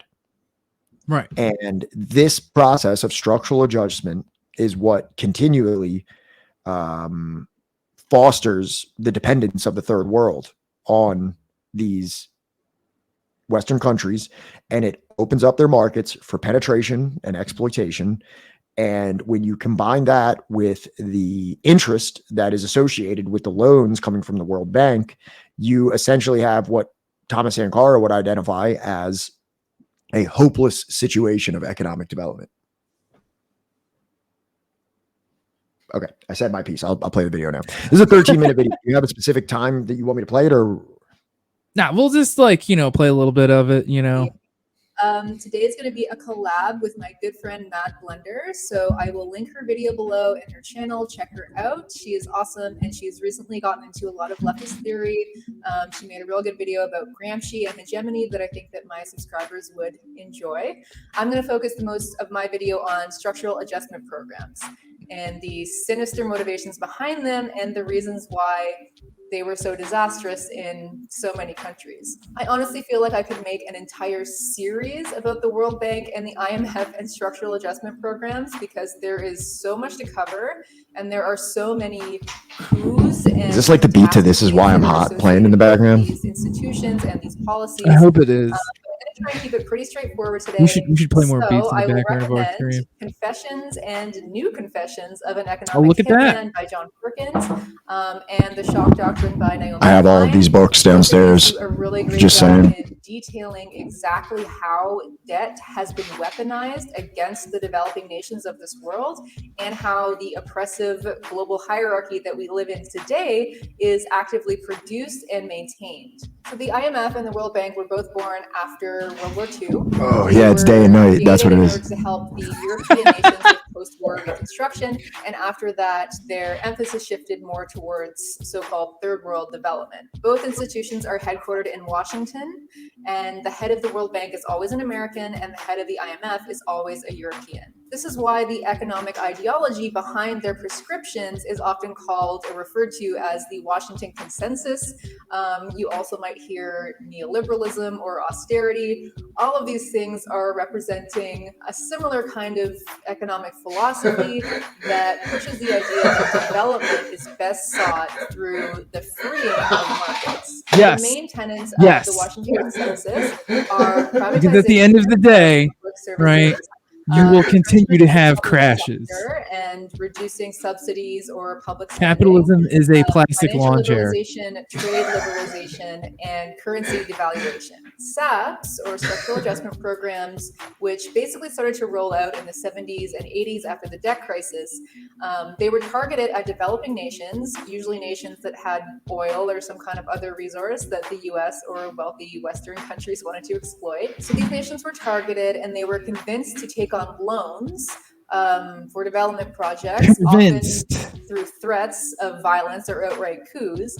And then these loans would come with the conditionalities that I laid out before. So privatization, deregulation, liberalization, and currency devaluation. While this was sold as a way of massively boosting the economy, which was, again, assumed to be universally good for everyone in terms of development, it had less than desirable impacts nearly everywhere. John Perkins, author of The Confessions of an Economic Hitman and The New Confessions as well, who was the former chief economist for Maine, an international consulting company working with the World Bank, explained that there were two primary objectives of my work. First, I was to justify huge international loans that would funnel money back to Maine and other US companies such as Bechtel, Halliburton, Stone and Webster, and Brown and Root through massive engineering and construction projects. Second, I would work to bankrupt the countries that received those loans after they had paid Maine and the other US contractors, of course, so that they would be forever beholden to their creditors and would present easy targets when we needed favors,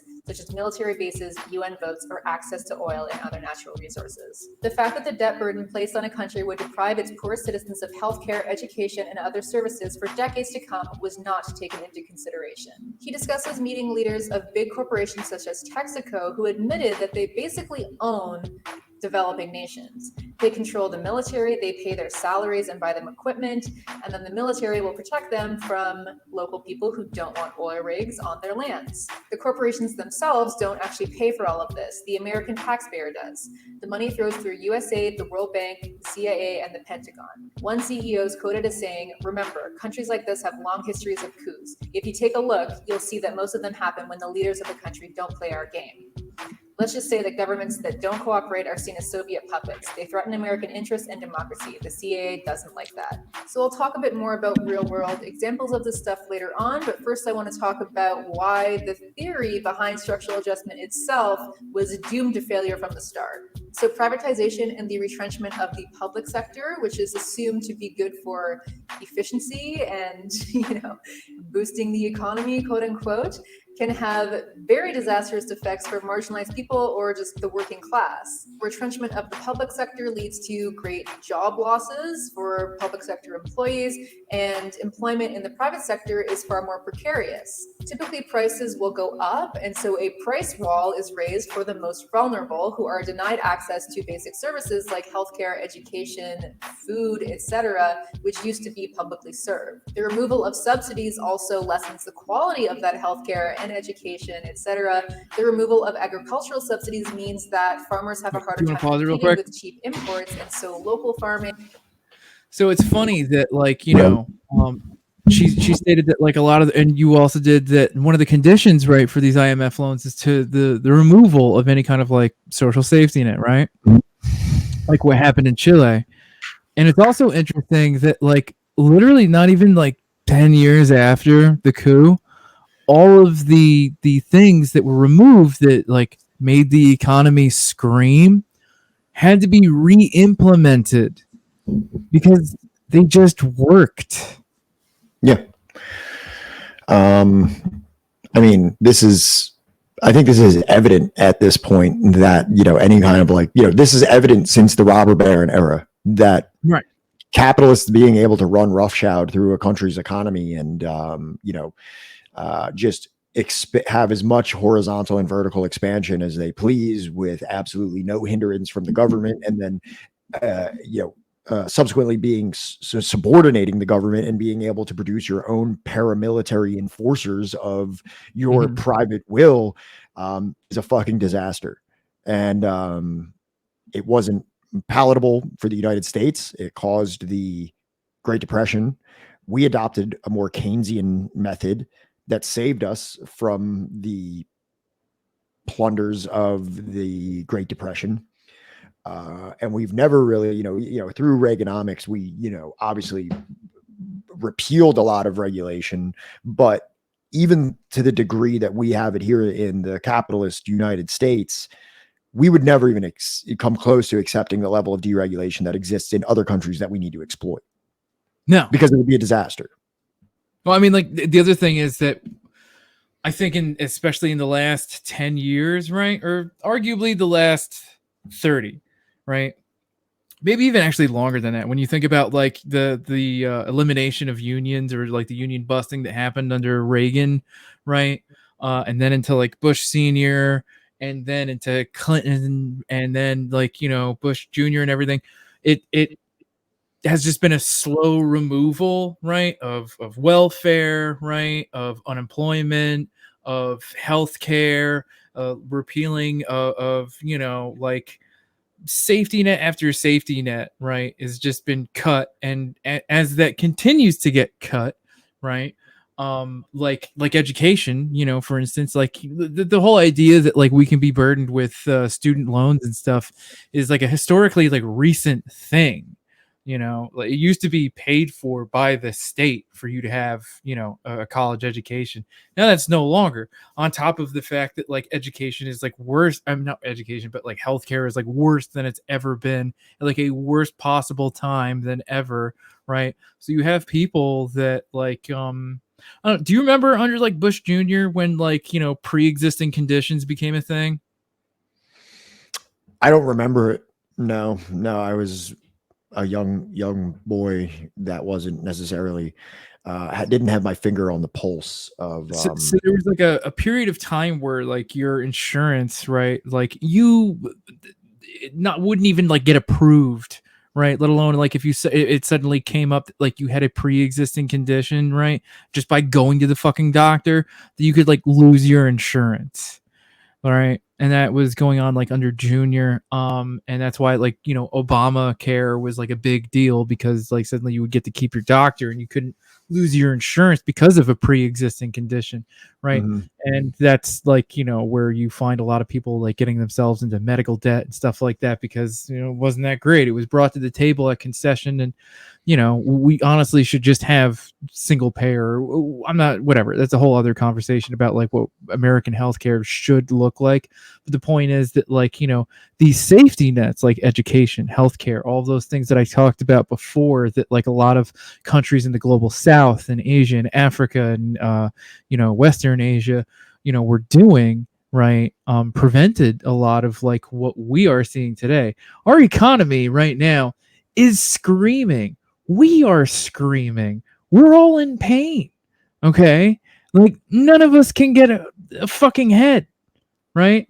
And it's just like it's crazy that like considering all of the examples that like we have from around the world where we do these things or enforce these things upon these foreign countries, that like nobody in the State Department, nobody even within these industries could foresee that like maybe the same thing will happen here. Right. Sorry, that was kind of like a circuitous rant, but yeah, like part of the book says that like we would see a total poverty head count of 4.3 billion people. That's right. Well, let's go into. Yeah. Because of that, I kind of, one of my things that I actually prepared the most amount of data on, just taken directly from the book, but regardless, this is something that I think is so relevant to this discussion, and we can go back to that Jordan Peterson video that I played about this kind of spurious idea of a international poverty line as it is dictated by the World Bank. And then, through the UN and the World Bank and Western media sources, they're able to sing the praises of the global economic system because look at these massive reductions in poverty that we're seeing. So at the time of the writing of the divide, the international poverty line was set at $1.25 per day. So that is the threshold where if you can at least get $1.25 per day, you will be able to meet your minimum rock bottom sustenance requirements in terms of food. That does not in any way take into factor clothing, shelter, or any of the other relevant metrics for survival or life in general. Just being able to eat enough. And even the ability to eat is a disputed situation because it states that what am I referring to? That calorie line that they're predicting for is 1,800, which is only adequate for an individual that lives a very sedentary lifestyle, and it's the minimum requirement for like a sedentary lifestyle caloric minimum. But this is precise. This is supremely contradictory because most of the poorest people in the world have some of the most high demand laborious jobs and would require more calories just to be able to stay. They're not sedentary. They don't have the luxury of being sedentary. Yeah. So with all that into consideration, $1.25, which is not enough to ensure basic nutrition or even a reasonable chance of not dying before 5 years old. It would have to be higher to even give you a decent chance at not dying before 5 years old. But that's what they state. Okay. And so here's some examples of this. And also, this is an international poverty line. And it's interesting to see how this conflicts with national poverty lines set by individual countries. So Sri Lanka, for example, did a national assessment of its own poverty, which stated that 40% of its entire population was living in poverty. Johnny, do you have any guess what the World Bank sets, per the international poverty line, the Sri Lankan population was living in poverty? What percentage that would be? It's probably going to be like 80%. I want to say like 80. 80? Yeah. We're living in poverty? Yeah.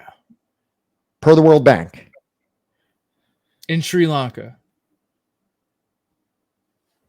Well, per the World Bank, only 4% of the population. Get the fuck out of here. Yeah, that's kind of the whole dynamic that we're discussing here, is that the World Bank drastically understates poverty. The World Bank fucked up that hard? Well, no, it's precisely correct by the international poverty line. But based on Sri Lanka's national poverty line, 40% of their population lives in poverty. Exactly. God, they do it on purpose. It's a sleight of hand tactic to make it seem that poverty reduction measures in a neoliberal economic system are more effective than they actually are, when actually it's the opposite, that they're actually hindering growth, hindering economic development, and actually causing more poverty and hunger than there has been for decades. Moving forward, Mexico, which is actually considered like kind of like a more developed country than a lot of the places that we could be talking about in Africa or Asia. Per their national assessment, 46% of their population is living in poverty. Do you know what the World Bank, per the I'm going to say IPL from this point forward, per the IPL says equates their poverty at? All right. So if I was like that wrong with Sri Lanka, I want to say like 10%. 5%. What the fuck? Come on. So let's talk about India, right? In India, per their national calculation of what is needed to meet basic essential needs, India states that 680 million people are living without that basic, making enough money to meet those basic requirements. In the World Bank's interpretation, it's only 300 million people living in poverty. India continued that in 2011, nearly 900 million Indians, that's 75% of the population, survived on less than 2,100 calories per day, which is more than 58% in 1984. So in 1984, 58% of India lived on less than 2,100 calories. And that number has grown by almost 20% in the preceding 27 years. You want to know like the most fucked up part about So that? hunger has only gotten worse through this period of structural adjustments and economic liberalization. The fucked up part is that historically India, right, like you were talking about before, is like one of those countries where it's just like, now that was one of the richest countries in the world. Yes. Like, and the amount of wealth that was all like the wealth that was stolen from India is literally what fueled the construction of the country Australia. Mm-hmm.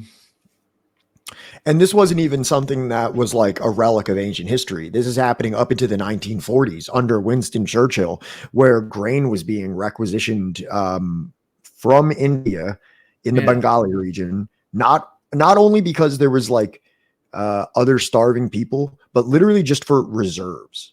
Yeah. Well, like I mean, grain reserves in otherwise adequately fed areas, just for like, soldiers need more grain reserves, while millions and millions of Bengalis literally starved to death. And Churchill knew about this and was a deeply racist person towards Indians. I don't know if you ever read his quotes, but I have. He looked at Indian people beastly like people. Oh, he called them this. I was thinking he called them rabbits. He's like, he said that we breed like rabbits and that beastly people with a beastly god. Yep, exactly. So this isn't some, we're not going back to the 1600s and being like, wow, look at the, disgusting characteristics of colonialism. I'm curious what video this is, if it's the same one that I'm thinking of. Wait, how can you click links out of there? No, I'll put it in the chat for you. All right. But yeah, so this, like I said, this is not. Oh, okay, cool. Minute marker 40:45 gets into the nitty gritty. Should we check it out? Thank you, Sam. Yeah, why not?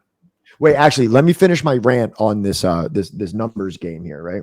Finish your point. Then in India, a child living above the international poverty line, so over what that $1.25 says that they should meet to not be living in poverty, they still have a 60% chance of being underweight.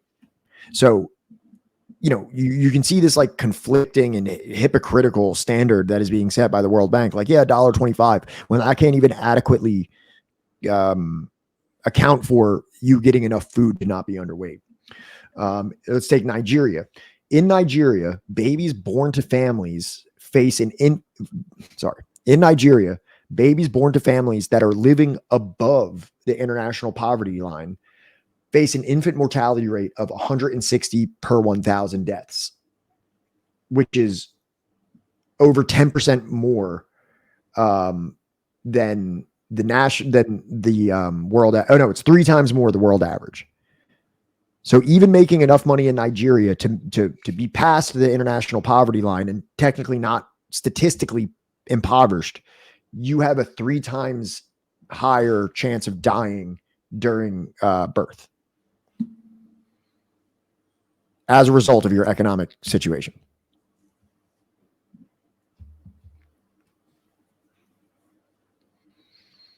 So then it goes into what if $1.25 is so woefully inefficient in terms of calculating poverty, what is more realistic? So just by increasing it from $1.25 to $1.50, do you know how many people you would add to the global tally of people in poverty? Like judging just by raising it 25 cents. Probably millions of people. 1 billion people. Jesus Christ. 1 billion additional people would be added to the global poverty tally if you just raised it by 50 cents. Recent studies suggest that $4.50 to $5 per day is the realistic standard for indication of poverty. Some go as high as to even say $10 to $12.50 is actually what's necessary to like not be living in poverty. There's an organization called the New Economic Foundation indicates that $5.87 is required to reduce infant mortality to a rate of 30 per 1,000. The world average, it would still be 5 times higher than 30 per 100, which is still 5 times higher than developed countries. And that's just if it went up to $5.87 per day. What do they blame it on? If we moved it to $5 per day, do you know how many people in the world would be considered living in poverty? Probably like majority. 60% of the entire world would be living in poverty if we adjusted the international poverty line to $5. I mean, like when you think about it, I think like pretty much a majority of the world already does live in poverty.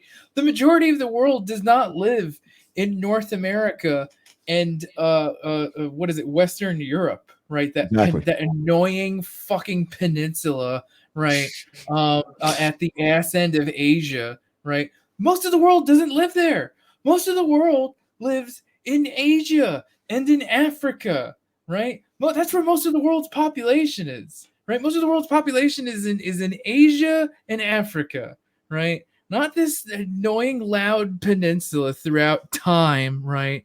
Or like, you know, this settler colonial experiment that most of its fucking population lives at either end of the fucking coast and sparsely populated throughout like the fucking rest of it, and it's all fucking stolen land. Sorry, Shawshank. We're talking about the book The Divide by Jason Hickel. It's a wonderful read. You know, and it's like if you've never read anything about like political economy, right, or economics, right, or you just want, you know, to learn a little bit about like, you know, well, why is like most of the world like pretty much like living in fucking poverty? Why is it that like all these countries, right, can't just seem to get their shit together, right? And it's not by mistake, right? The West gave us modern civilization, or if by modern civilization you mean like Ponzi schemes or like, you know, embezzlement or like, you know, I'm trying to think what other kinds of things, like, you know, forced you know, money, you know, whatever. My point is like I am literally brown. Oh, that's cool, you know. I don't think they're being serious. Oh, okay. All right. Yeah, then you're chill. I assumed that was a joke. Welcome to the stream. Yeah. All right. So fucking there's like a lot of different characters that like, you know, he brings up throughout the book. Oh, he's serious, or they're serious, you know, whatever. All right, cool. Good for you. I know that you said that you're Indian. Have you been to India? I don't know if you currently reside in India or if you live maybe in the United States or somewhere else. Do you did they say they're Indian? Oh no, yeah, in India. Do you live in India, or have you ever been there?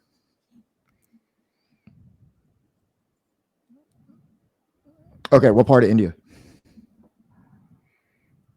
Mumbai. I was just there. Shit. That's where my family's from. I saw in Mumbai some of the most, like, absolutely the most grotesque poverty that I've ever seen in the entire world. And I visited about 10 countries internationally, where I saw like the hovels off the side of the yes, exactly. Yeah. Hovels that lived on the side of the highway with, you know, children walking with no shoes and no pants on with their genitals exposed as they were bringing goats around to graze the piles of trash.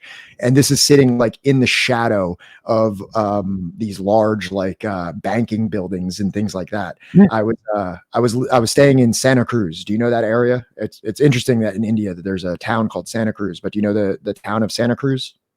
But I live with electricity due to their inventions. Yeah, that's the thing though, is that like you can't invent electricity, and like there are like with every technological innovation.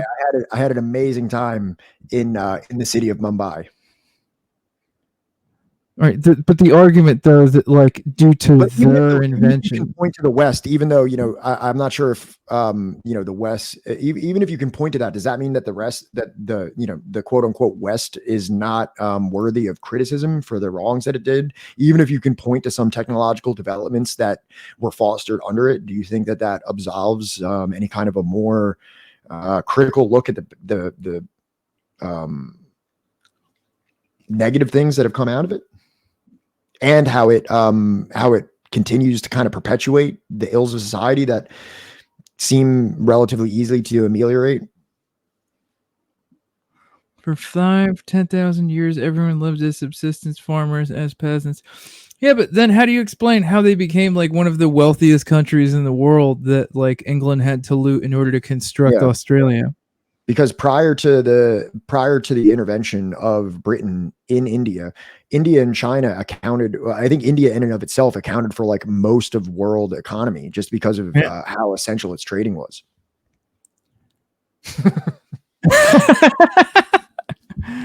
Because of unique situation in England. What's that unique situation called? No spice? Food not spiced, meat spiced. Because industrialization. No. Would you agree that that's industrialization was possible through the looting of the third world, such as South America? Availability of labor, which favored mechanization. Why do you think they had a low availability of labor? Do you think it had anything to do with them, like, I don't know, not bathing? You know. Hey, hold on one second. Shashank, have you ever read? Are you familiar with Sashi Tharoor? Oh, come on, man. Come on. Are you familiar with Sashi Tharoor? No, he's got to be like, Hold on. I want to see. Sashi Tharoor. Unprofitable from 1913. Give me a second. Shawshank, are you familiar with Sashi Tharoor? Yeah. And so you're familiar with his book, Inglorious Empire?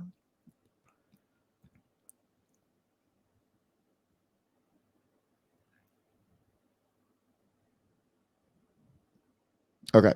And do you disagree with the assessments that, or the conclusions that Sashi Tharoor made in that book?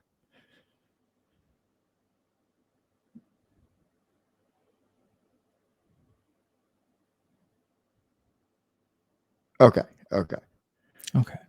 Because he would say precisely the opposite of what you're saying in terms that the West was not built on loot and that India was not one of the most significant drivers of development and living conditions prior to the Industrial Revolution. As a captive market for exports. Well, not only did they use it as a captive market for exports, they also intentionally undermined and sabotaged a lot of extremely advanced forms of manufacturing that had already existed in in India, to make them more dependent on the British and more dependent on British exports, or should I say imports? Well, if you're British, it's exports. If you're Indian, it would be imports.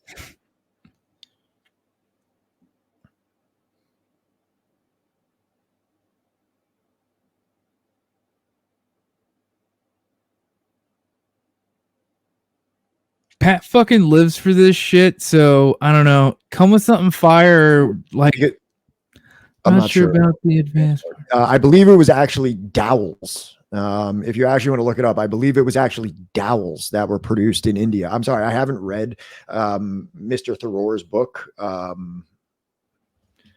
Yeah, well, and not only that, but also this. Not only How Europe Underdeveloped Africa by Walter Rodney, not only Open Veins of Latin America by Eduardo Galeano, but also Sashi Tharoor's What Britain Did to England. But it wasn't. British manufacturing was not more advanced. Like literally, no. Hang on a second. Just like on a world history stage, England is like, literally throwing their chamber pots out into the street, while there are other countries that had, practically indoor plumbing. What the hell are you talking about? What do you mean it was more mechanized?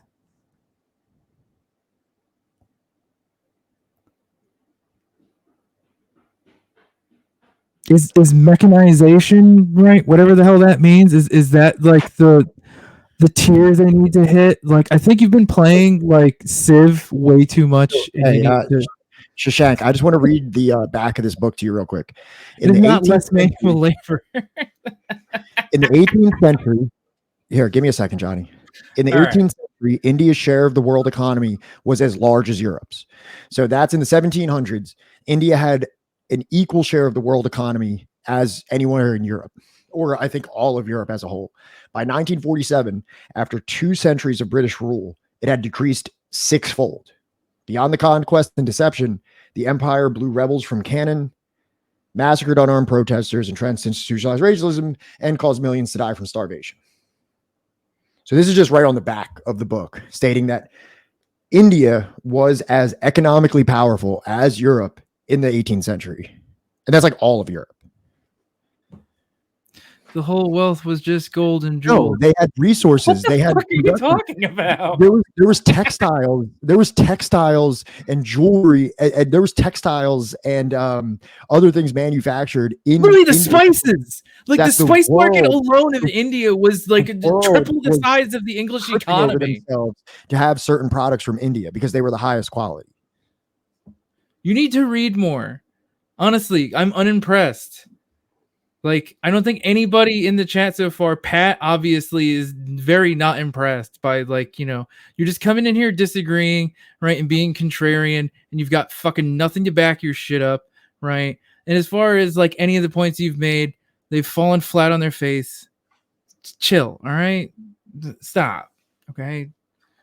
I'm sure the English very much appreciate, you know, your you know, fandom and stuff, but, like, literally no one cares. If I feel if we didn't have British industrialization, we would still be farmers. What the fuck do you think you are now? Well, I wouldn't say you. And Not you know, you particularly. India, you know what I mean? Like, India does have one of the most advanced economies in the world. You know, India's done a lot of great things. You know, I cannot say that they have not. And I respect India's accomplishments. But just going back to, you know, in terms of the initial issue. So here's even another thing right out of this book. British conquest of India was the invasion and destruction of a high civilization by a trading company, the British East India Company, utterly without scruple or principle, careless of art and greedy of gain, overrunning with fire and sword a country temporarily disordered and helpless, bribing and murdering, annexing and stealing, and beginning that career of illegal and legal plunder, which has now gone on ruthlessly for 173 years. This is a country that, while millions were starving, were building a monument to the Queen. Like, you say that there was this, you know, more altruistic idea of civilization building, but at the same time that there was when they stopped us till 1947 when there was independence. Also, 60% of, like, India right now is. Why is China 5 times of us right now then? Well, obviously not because of the British. Probably because of a certain revolution that happened and a certain resistance to colonial penetration. Or working with them. British left us at similar times. The British never had control of China the way they had control of India. Not even close. No. Like, even like looking at like the Boxer rebellions and the Opium Wars, it was not even close to what happened in India. Which, hey, Pat, where was that opium being manufactured? Oh, in India.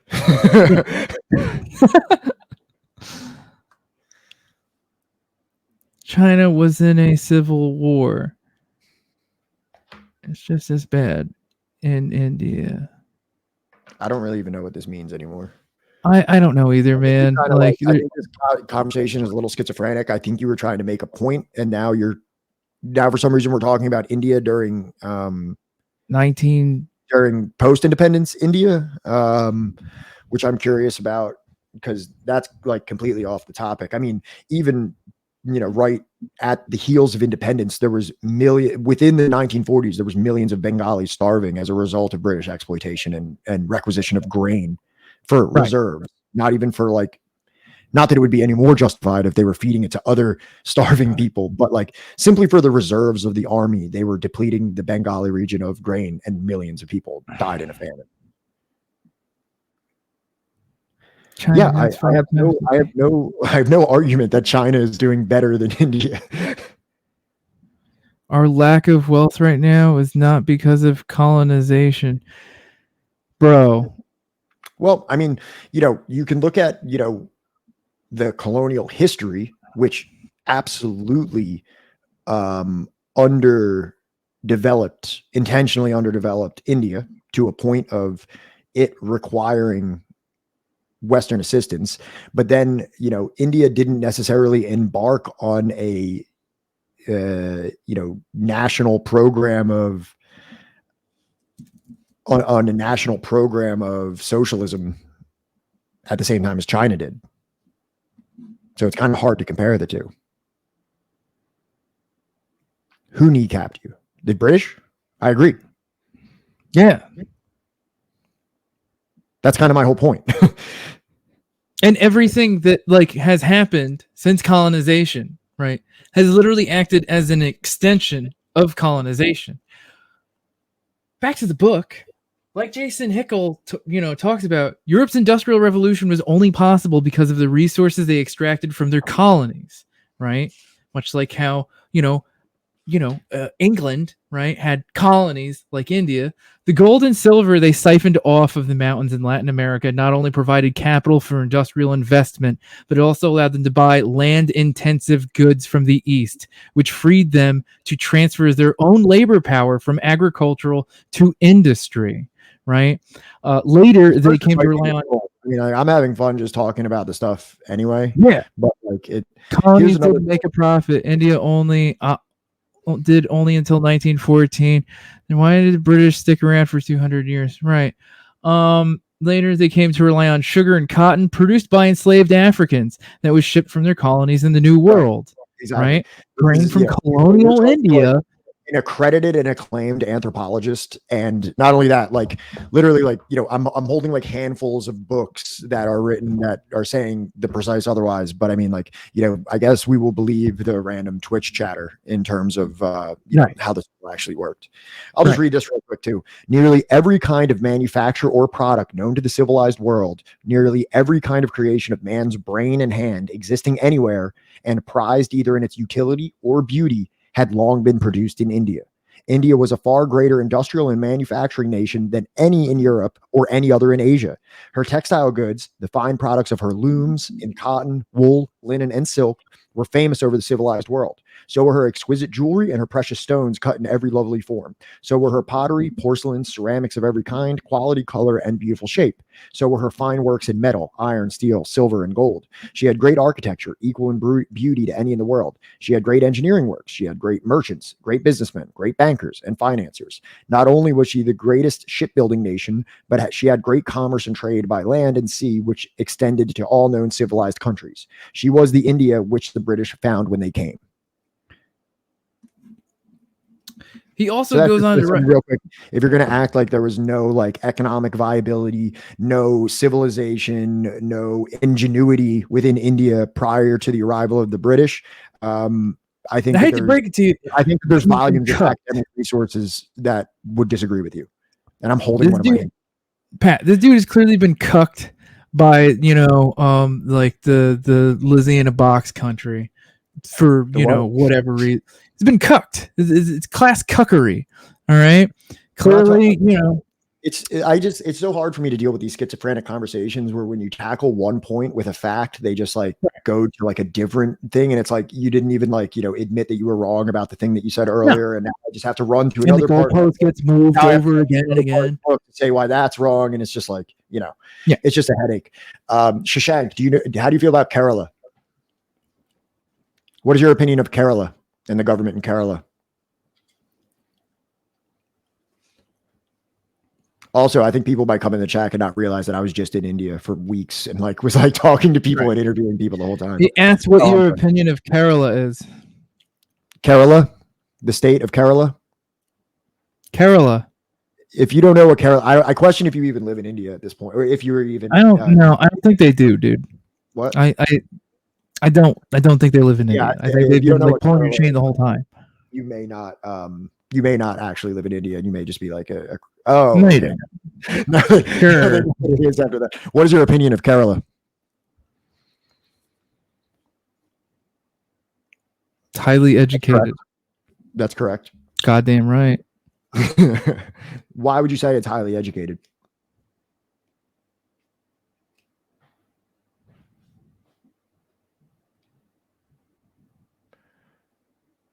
That's not incorrect. There's certainly a large factor of people crossing the Arabian Sea to the Middle East to work and send remittances back to the state, and that absolutely is part of its economic sustainability. But you can also have gold smuggling in the past. Okay, sure. Would you say anything about its like political organization that may have to do with its levels of gender equality, progressivism, and education? Would have anything to do with its political organization?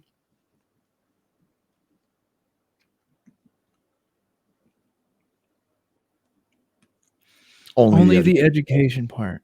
So Kerala having like the highest degree of gender equality in education and in the workplace has nothing to do with rest is okay. Gender equality is okay, or would you say that that's not? Is that degenerate or something like that? At this point, I'm just having fun, talking this out. To quote Hickel, average living standards in India and China, which had been on par with Britain before the colonial period, collapsed. So too did their share of the world GDP, falling from 65% to 10%, while Europe's share tripled and mass poverty became an issue for the first time in history. Nah, women working is fine. Hold on, I want to put something caveat on that. Here, guys, I don't know if you want to watch something, but there's 9 people in here right now. You're a socialist, so we're going to disagree on how the world works. Yeah, that's fine. I'm fine with disagreeing on how the world works. I'm just going to play a video. I'm going to play a video real quick. This is a video that I took with my own camera while I was in Kerala earlier this year. If anybody's interesting, I think it's pretty cool. What do you think, Johnny? I think it's pretty lit, bro. I honestly can't wait to visit Kerala.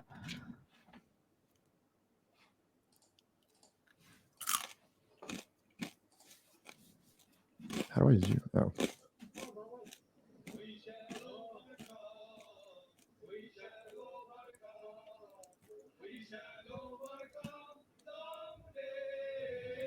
Turn up the volume, bro. I can barely hear it.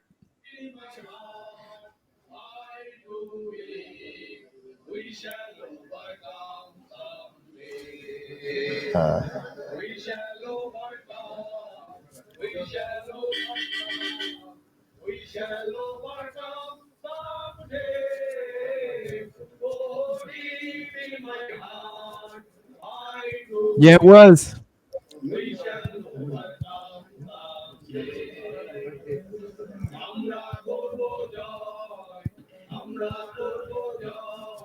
You are correct, Sam.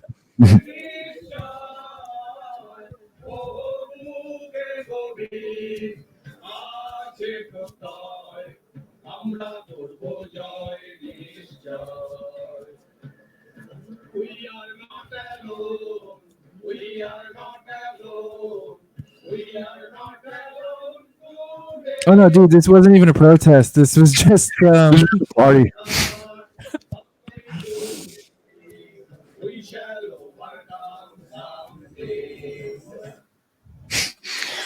So that was just a quick that's just something that I've been putting together off of my trip when I spent a few weeks in Kerala for the party congress for the CPIM. Yeah, imagine, Dorian, living in a society with that many other communists.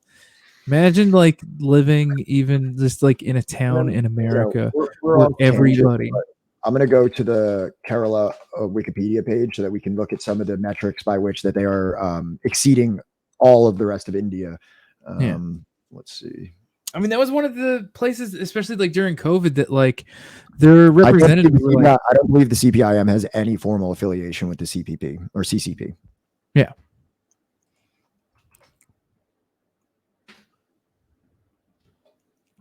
But like I think during COVID, what the hell is it? Like a lot of like the elected representatives. So, real quick, can I just bring this up real quick? Yeah. Okay, let's do it.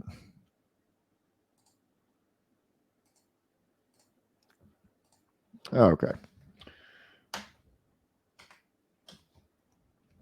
So, where did it go? As of 2015, Kerala has a human development index of this, which is in the high category, ranking it first in the entire country of India. It had a consumption-based HI, which is better than that of many developed countries. Comparatively higher spending by the government on primary level education, healthcare, and the elimination of poverty from the 19th century onwards has helped the state maintain an exceptionally high HDI, which is a human development index. So our friend Shashank was saying that it all has to do with remittances and I guess smuggling of gold. But right here, I guess at these sources by the Human Development Report from the United Nations and this other report for Asia and the Pacific says that it is precisely because of it has comparatively higher spending by the government on primary level education, healthcare, and the elimination of poverty. So the communistic government that has been in power intermittently since independence and more recently for several consecutive terms has prioritized this. So I would say that. I know that you say differently, but I'm not disagreeing. I agreed with you the moment that you said that, but I feel like you're trying to discount the prioritization that the government's made into reducing poverty and education and gender equality. I agree that remittance is a huge part of it. I was there. I met many people that spent time. A lot of the problem is that they're becoming too educated. There's too many educated people in the country that it's almost hard to find jobs that match the education. So you have women that are so highly educated that they should be teachers making good money, but there's not enough jobs because too much of the population is educated. So what you're saying is they need more dumb people? Kerala is also widely regarded as the cleanest and healthiest state in India. And I can tell you, I went to New Delhi, I went to Rajasthan, I went to Mumbai. Kerala absolutely had the least visible poverty out of everything that I saw. Delhi and Mumbai were staggering, the amount of grotesque poverty that I came across. There was no naked children begging in the street of Kerala. I mean, I spent 4 weeks in Kerala. I'm not saying that it doesn't exist there because it very likely does. I'm not saying that it's like a utopia, but yeah.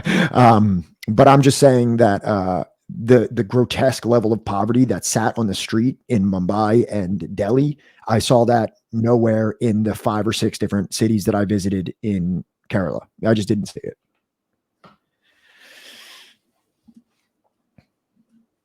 Foreign salaries pay almost triple. I agree.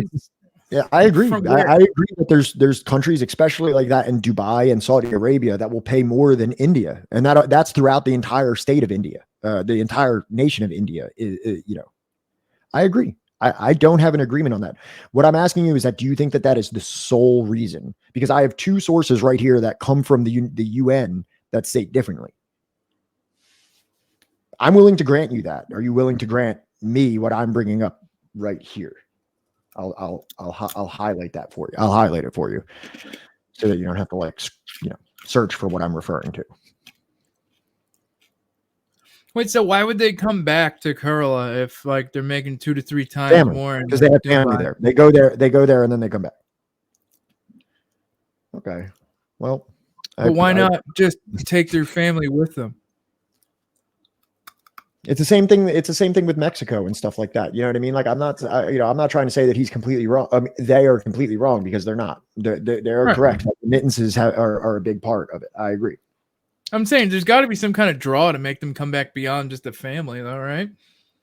Well, I don't know, because I see the same thing with Mexican people in the United States, is that sometimes they can only afford, or they're only capable of bringing one individual to the United States that's able to generate income back for the family there. So, I'm not going to make any kind of like grand conclusions. Hey, what's up? What's up, Outrun? According to the 2011 census, Kerala has the highest literacy rate among Indian states. And it was calculated 96%. Literacy is 97%. Pat's Life debating a guy from India about India. Life expectancy in Kerala is 74 years, among the highest in India of 2011. Kerala's rural poverty rate fell from 59% to 12%, 47% in the 70s, and 29% overall poverty rate in India. The rural poverty rates dropped from 10% to 9% respectively. Living below the poverty line in rural and urban Kerala are 9.0 respectively. Some larger. Okay, here we go. These changes stem largely from efforts begun in the late 19th century by the kingdoms of Cochin and Travancore to boost social welfare. So again, the economic status of the state of Kerala is again attributed to government initiatives in terms of reducing poverty. So let's see here. This is from UNESCO. This is from this just looks like a study for health and policy planning. This focus was maintained by Kerala's post-independence government, which is the communist government. While they cannot enact socialism on a large scale because they are a state within a overall a reactionary capitalist country, they are doing what they can within the what they can do. They're doing what collective measures they can within a state. This would be similar to like if New Jersey elected some kind of a socialist, but still had to exist within the United States, which is like a largely capitalist nation. Like Vermont, when they elected a socialist, right? Yeah. Yeah. That's socialist. So just to go through everything, the first thing was that, India required Britain to come there to inspire them to, economic, or not even that, it's like just like civilization, modernization in general. That was counteracted by the opinions of academics. Then it was that India had no economy or ingenuity or manufacturing prior to the British. We tackled that extensively through several quotes from this highly acclaimed academic work. Then it was that, Kerala, you can't look at all the great things that are happening in Kerala and why Kerala is exceeding in India in almost every single relevant social metric as opposed to the rest of India. Oh, that can't be because of the socialistic government that they have elected time after time. That has to be because of remittances and gold smuggling, I suppose. So Pat, Shawshank says we needed the British to exist to copy them. Like, I don't even know how to respond. I don't even know how to respond to it, honestly. I don't even know what to say. Fucking like vague, nebulous fucking statement to make that I think we should move the fuck on. Okay. I'm fine with that.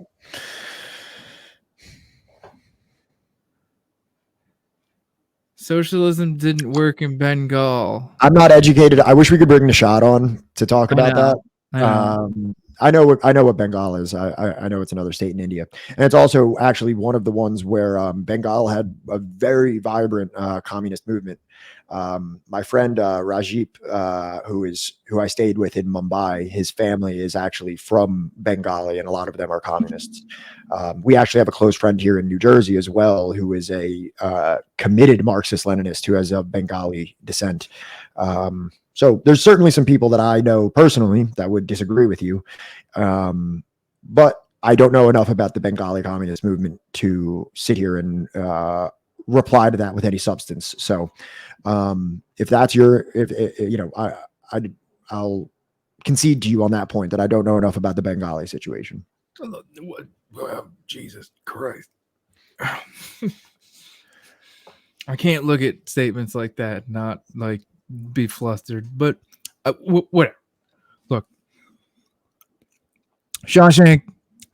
Look. No, I appreciate Shawshank. I welcome this type of disagreeable discourse if in the you chat. want to recommend like a book to Pat, right, that Pat will voraciously read, right, talking about like why India needed England, right? If you can find Not one written that by a isn't- white guy, though. yeah, It has if you to can be find written one by- written by an Indian guy, like, you know, we'll do it. You know, he'll talk about it. I'm not gonna read that fucking shit, but like Pat will fucking, you know, read it in like a day. They're from India, so clearly they're not colonization. Colonization was a huge net negative. I agree. You just said it was a positive. I still can't tell if this is a troll. Like, this could just be like This is a white- fucking troll, damn it. This could be like a white dude somewhere just. No, come on. No. You just said that like they needed England in order to fucking like be advanced.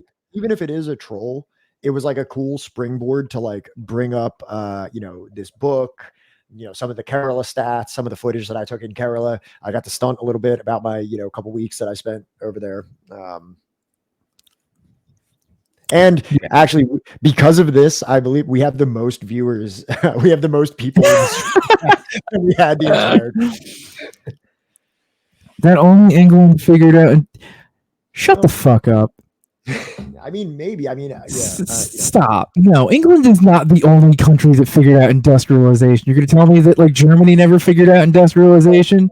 But if you say if it all originated from England, I mean, you may have to concede that if England didn't I think it was the invention of the steam engine that really kind of set off industrialization, and I believe that happened in England. So there's credence to what they're saying there, and in that specific technological advancement, you can't really argue that England had an instrumental role in that, but that also doesn't mean that they are the art. The first art ever discovered in the world was in Africa, in South Africa, in caves. The people in Africa were the first people to develop like the brain capacity to think past subsistence and to start making art. So does that mean that that they are the even if that is the case, I forget if it's what's his name? Bikram Gill turned me on to this one reading that talks about how it was like the pure chance that England had the Atlantic Gulf Stream or whatever to take them across the Atlantic, right? To industrialization is like a giant phase of development. British made a steam engine, or at least I think. I'm not even positive about this, and I will credit them for whatever technological advancement. But also, I will also acknowledge that the foundation for these technological advancements and the basis for industrialization was comprised of colonial loot that they pillaged from South America and India. And here's the other thing: credit Britain for industrialization. You can't say that if industrialization never happened in Great Britain, it would have never happened at all. You can't tell me that industrialization would not have happened regardless. That's ridiculous. That's like saying that if fucking Edison didn't come up with his brand of the light bulb, that no one else would have ever come up with the light bulb. We've been over this so many fucking times. They only colonized after industrialized. The industrialization started in the middle of the 1700s. Is that how the Irish feel? Would the Irish agree with that statement? Yeah, well, and I mean, South America was colonized in the 1500s, or even prior to 14. Actually, colonization started after the Moors were kicked out, from their territory. And then I believe the next year was 1492. I'm pretty certain the Moors were kicked out of Spain, or the what is it that the peninsula is called? Like they were kicked out and then fucking 1578, Elizabeth granted a patent to Humphrey Gilbert for discovery of overseas exploration. That year sailed before the Caribbean with the intention of engaging in piracy and establishing a colony in North America, but the expedition was aborted before it had crossed the Atlantic. 1583, embarked on a second attempt. On this occasion, he formally claimed the harbor of the island of Newfoundland. So yeah, the British were embarking on this since the 1500s. Oh wow, Shawshank was wrong. Again, this is like the 5th time that it's just been refuted by like books and Wikipedia. But like literally, like shut the fuck up.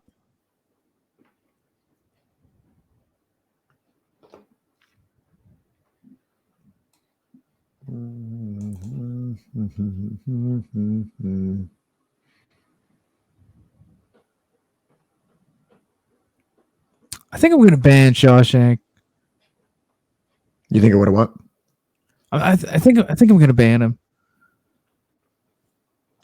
That's up to you. I wouldn't. I really don't like. I mean, if there's a democratic consensus in the chat that they want him banned. Yeah, you know what? Like, let me see the ones in chat if you want Shawshank bans, and for us to, I don't know, move on to something fucking else. Literally anything. Yellow perennies in chat. If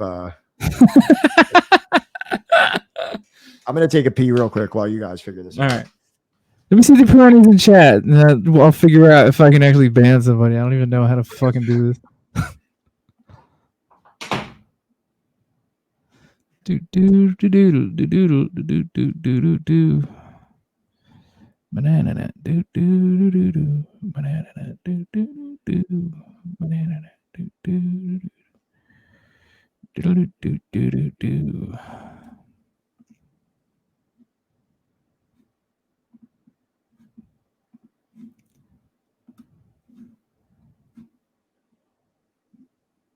Oh, that's all I gotta do.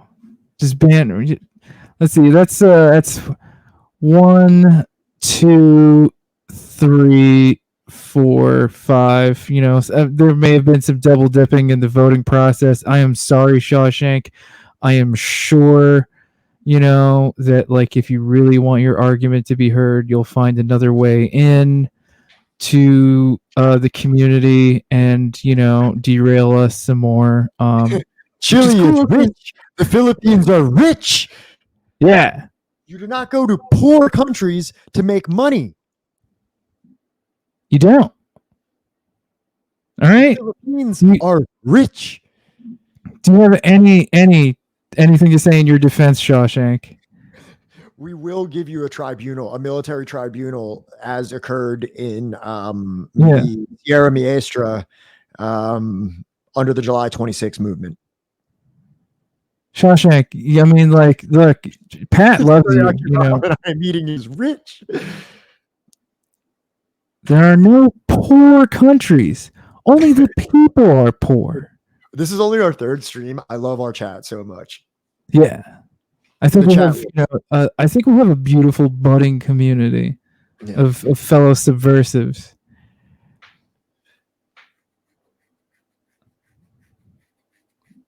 Shawshank, come on. You couldn't shut the fuck up before. Let's hear it. Like, what's your defense? You just called your own people fucking savages. Is there like, a way to see if they're even still here? I don't even know how to look at them. No, they're definitely still here because I haven't even banned them yet. Yeah, but they might have left the chat on their own. They might have just left the stream.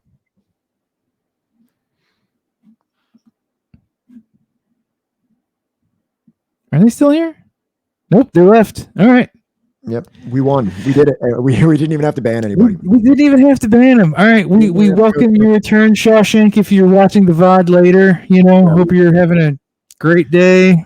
We won in the marketplace of ideas. No, I mean, honestly, it's kind of cool because we had like a planned out thing that we were going to do this whole time, but you know, I have books downstairs and things, you know, obviously when somebody comes in and they're like, oh, I'm Indian, so I believe this. Like, I'm not one to just start putting down people's like lived experience, but I was just in India. So like when this person comes and they make their personal testimony, and I was just in India surrounded by communists and individuals that were literally writing books about British persecution of India.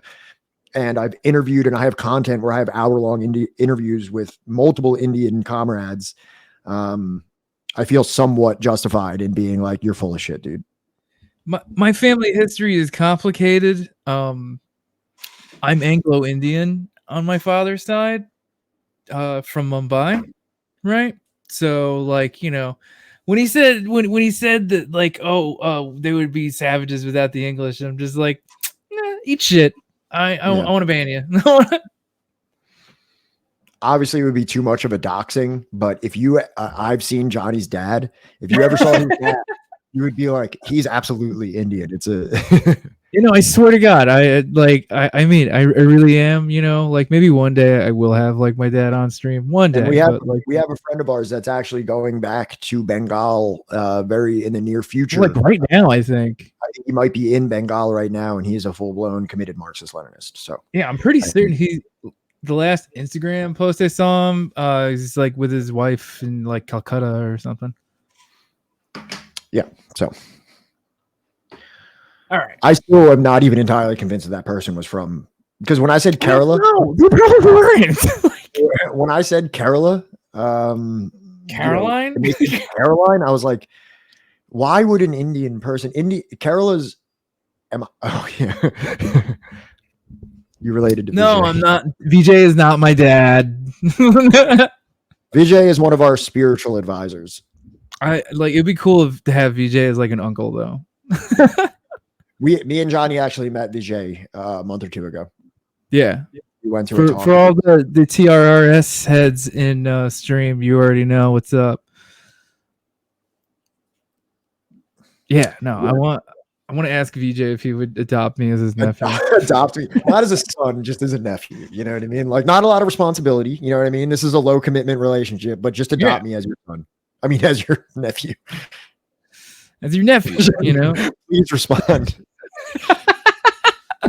I've sent you my podcast. Please respond. Yeah, well, I mean, now it's definitely going to be like, you know, a commitment. If we can at least make it to like associate, you know, I definitely want to have VJ on, because like we live like right near, like he lives in New York, I think, or some shit. You know, not to mention he's been in Chile a lot. Whatever. My point is, he visits India often enough, right? Yeah. So, you know, if you help us get to associate, if you spread the word about like, you know, our stream, right? I promise you, we will stream live from Kerala. I almost did. I was just in Kerala, and I have. Kerala, if you look at if you're familiar with Vijay Prasad's most recent books, he has a book that he co-edited called 1921: The Malabar Uprising, about an uprising in Kerala. And it was co-edited by Vijay Prasad and someone named Nitish. Nitish is someone that I spent time with in not only New Delhi, but also in Kerala. And I sat down and I interviewed him. He speaks very good English. Oh my God. Yo, what's up, dude? What do I think of Congress and the BJP? I wish I could tell you that I have a more educated view on this, but I think that the BJP is like a theocratic Hindu nationalist organization that is. Isn't that like the Hindutva shit? Yeah, that is like perpetuating anti-Muslim rhetoric throughout India. Thank you, Sam. Thank you, Sam. Thank you so much. So yeah, I'm hoping that like, look, we're a little like, you know, disjointed. This is our third stream ever, and we're trying to go over like pretty much an entire book right now. We'll get better at this as we go on, but like, you know, there are gusanos in every country. Yeah, no, there are gusanos, you know, for every country in every country, right? You know, whether Shawshank actually is Indian or not, you know, is debatable. Who cares? They might have left to do some Wikipedia reading, and no, he's back. You know, I know. I'm saying that their return might have been after a spat of frantic Googling to bring some more hot takes. I am definitely Indian. I'm really not. I'm really just joking about that. I'm sorry if you are actually Indian. I'm not trying to be a dick. We were just kind of messing around.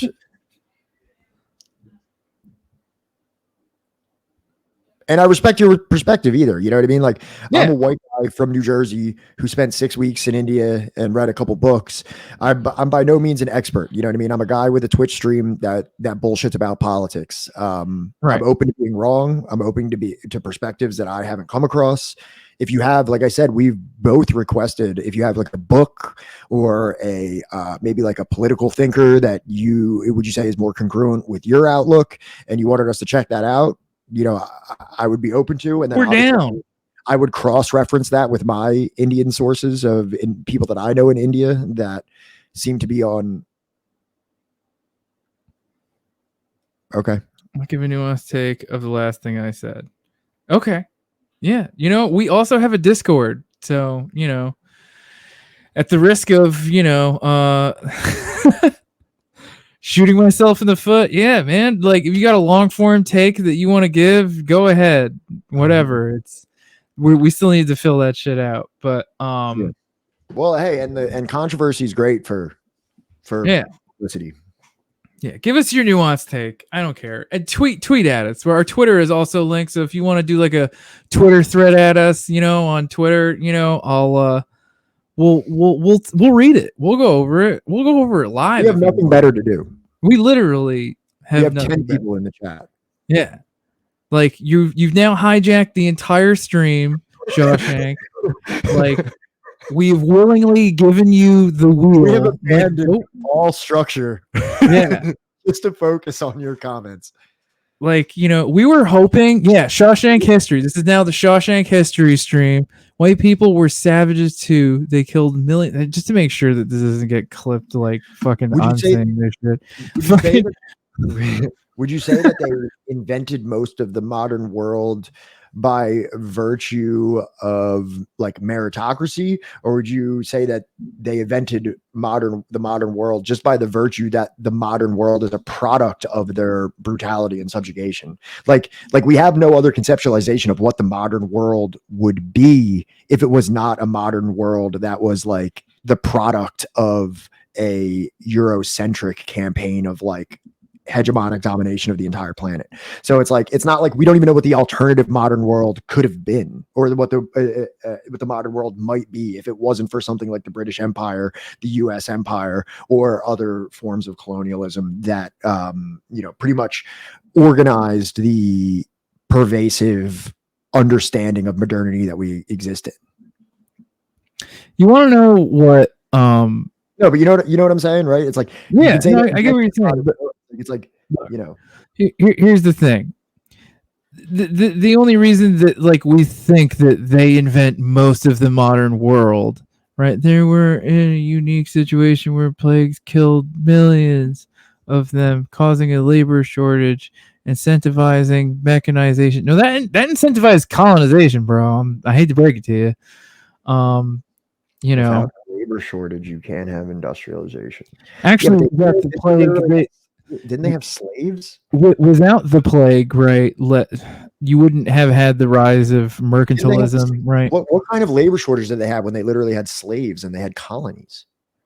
Well, that's the thing, is that what kind of labor shortage is that? You had the rise of mercantilism against the feudal lords because of the Black Plague, which like allowed them to leverage their labor against the feudal lords to give the rise to mercantilization, and from that, right, or mercantilism, whatever, merchant shit, right? Merchants suddenly had like the ability to go out into the world and to do the colonizing. Mm-hmm. That's how like Rhodes, what's his name? Yeah. Rhodesia in Africa. That's how whatever the guy's, his last name is Rhodes. That's how he was able to fund his expeditions into Africa. And that's also how King Leopold of Belgium was able to pretty much acquire the Congo as a personal colony. It wasn't even really it was obviously a Belgian colony, but it wasn't even like formally a colony of Belgium. It was like a private ownership of the king. It was his little St. James, his own little African, you know, little St. James Island. Yeah. I'm comparing King Leopold and Jeffrey Epstein. And also, you keep bringing this up. Do you have any kind of like, you know, academic source or literary source for this that says that that this concept of like the plague and the labor shortage. It sounds like you're drawing this from somewhere, and I'm just curious because maybe there's merit to it that I'm not understanding. All right, so let's say source. Hang on a second. Source. The whole fucking like source. Without white people there would be no industrialization. Without the American South reliant on slavery, right, to get the raw materials, there's no point for the industrialization of England.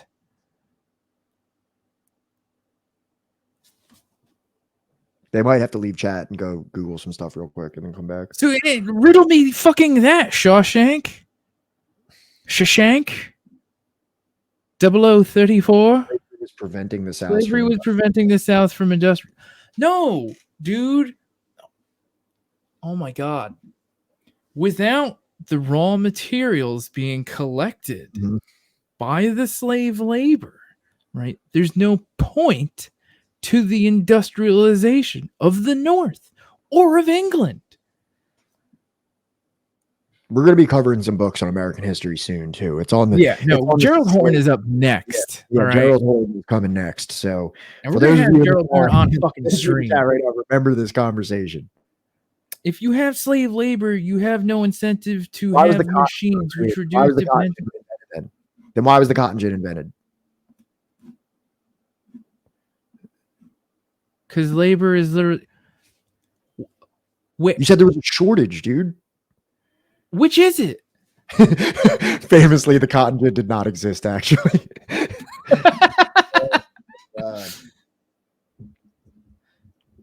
I don't think you understand what incentive means. Dude, please, I keep asking for some kind of like a source. Like I'm over here like holding up like all kinds of books. Like please listen to me. Like and like I've like asked like I've actually heard it before that argument, and I think it holds some water.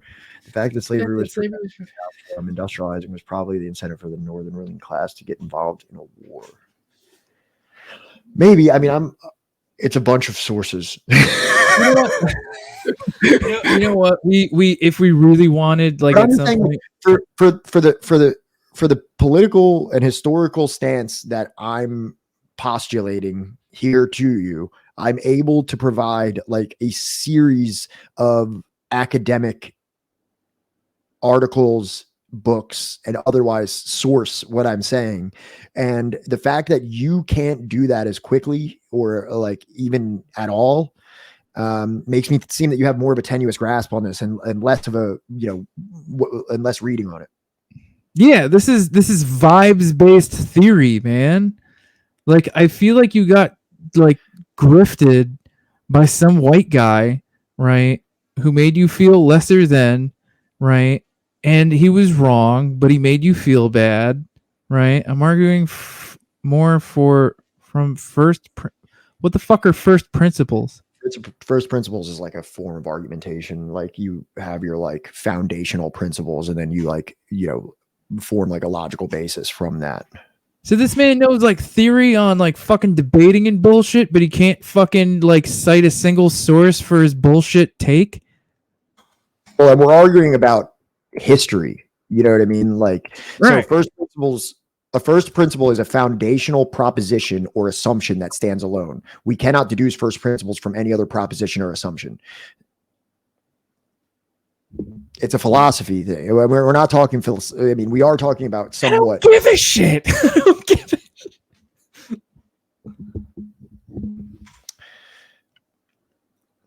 The first thing that comes up, it's the second thing. First principles, Elon Musk and the power of thinking for yourself. A first principle is a basic assumption that cannot be deduced any further. Over 2,000 years ago, Aristotle defined first principle as the basis. Same, Marty. I'm right there with you. I'm about to open up this door, and Dorian, it's going to happen live on stream. And Dorian, I absolutely respect you as like a legitimate person in this chat. That like, if you that may be a valid interpretation of the historical events, and I'm open to reading about it. I've never like shunned any of this process. I don't even think, can people even gift us subs yet? I don't even think so. I don't even think people can subscribe to us yet because we haven't like reached that that point. We don't have we can't get slubs because we don't have the people. So no, I think y'all need affiliate after a few more streams. You should get So all right, there's like at least what, like 10 people in here, something like. Okay, tell me why we go from millions to a population of 8 billion in like 300 years. I agree. Industrialization.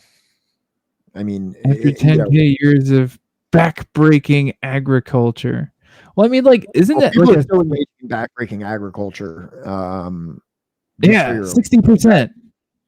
There's still large portions of the world that are forced to labor in mines, on farms, factories. I think if you went to many of the sweatshops that exist in Asia or the cobalt mines that exist in Africa, there has been a technological revolution in the world that has enabled life to persist in a more vigorous way than ever before. There's more food, there is better medical care, there is better technology to facilitate breeding and overall survival. I don't think anyone's denying what you're saying. Dude, look, the FAO, right? Literally the thing that like Jason Hickel quotes half a dozen different times within like the first chapter, states that 70% of India's rural households still depend primarily on agriculture for their livelihood, with 82% of farmers being small and marginal. Right? So like I get it that like yes, places like Mumbai have like, like high-rise apartments for like one guy and like slums right, outside of them, right? But like 70% of India is still agricultural farmers that might as well be subsistence farmers still.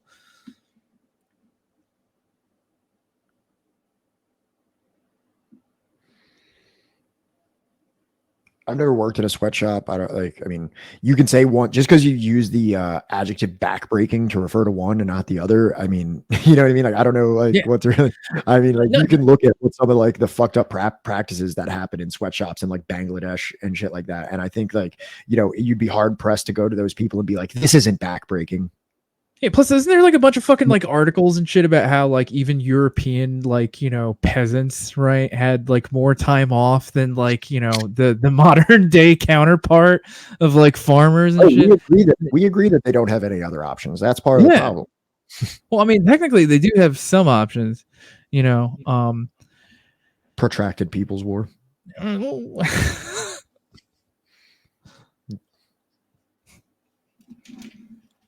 You know what they could do? Yeah, we've come full circle. We've come full circle on this one. Yeah. I mean, I feel like didn't India just join like the Shanghai Cooperative Organization too? I'm not sure. Well, that's a topic for another day. You can't jumpstart them into a tech sector. Really?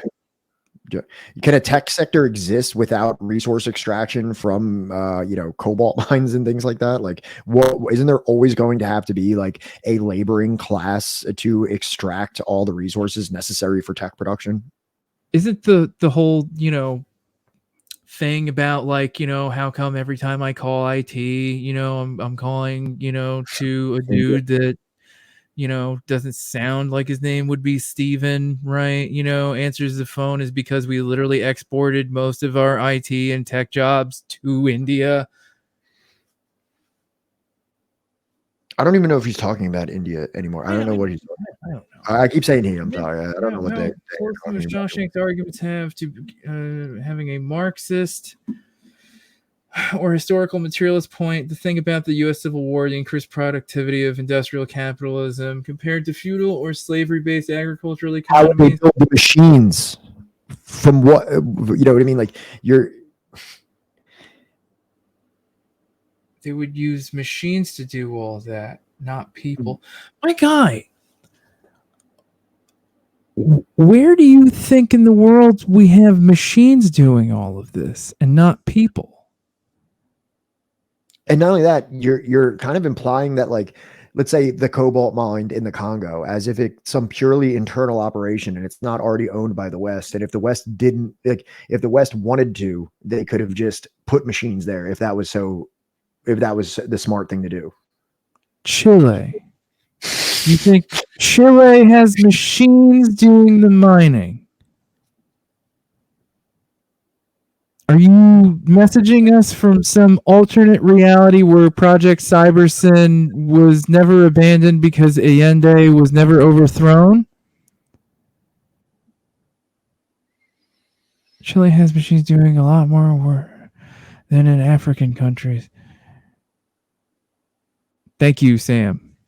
I mean, I would agree that Chile is likely more developed than certain sub-Saharan African countries. I think I've lost the point. I think I've lost. Yeah, no, dude, but this is what happens.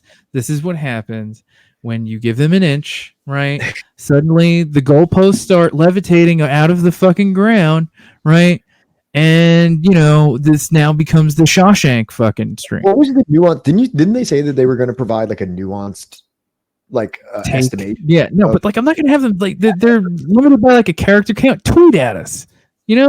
The tweet's listed right below the fucking window. One source, dude. I've been so generous with all the sources of why I believe what I believe, and I haven't gotten one in response. Shawshank, I put it to a vote to ban you, all right, and I didn't because Pat finds this entertaining.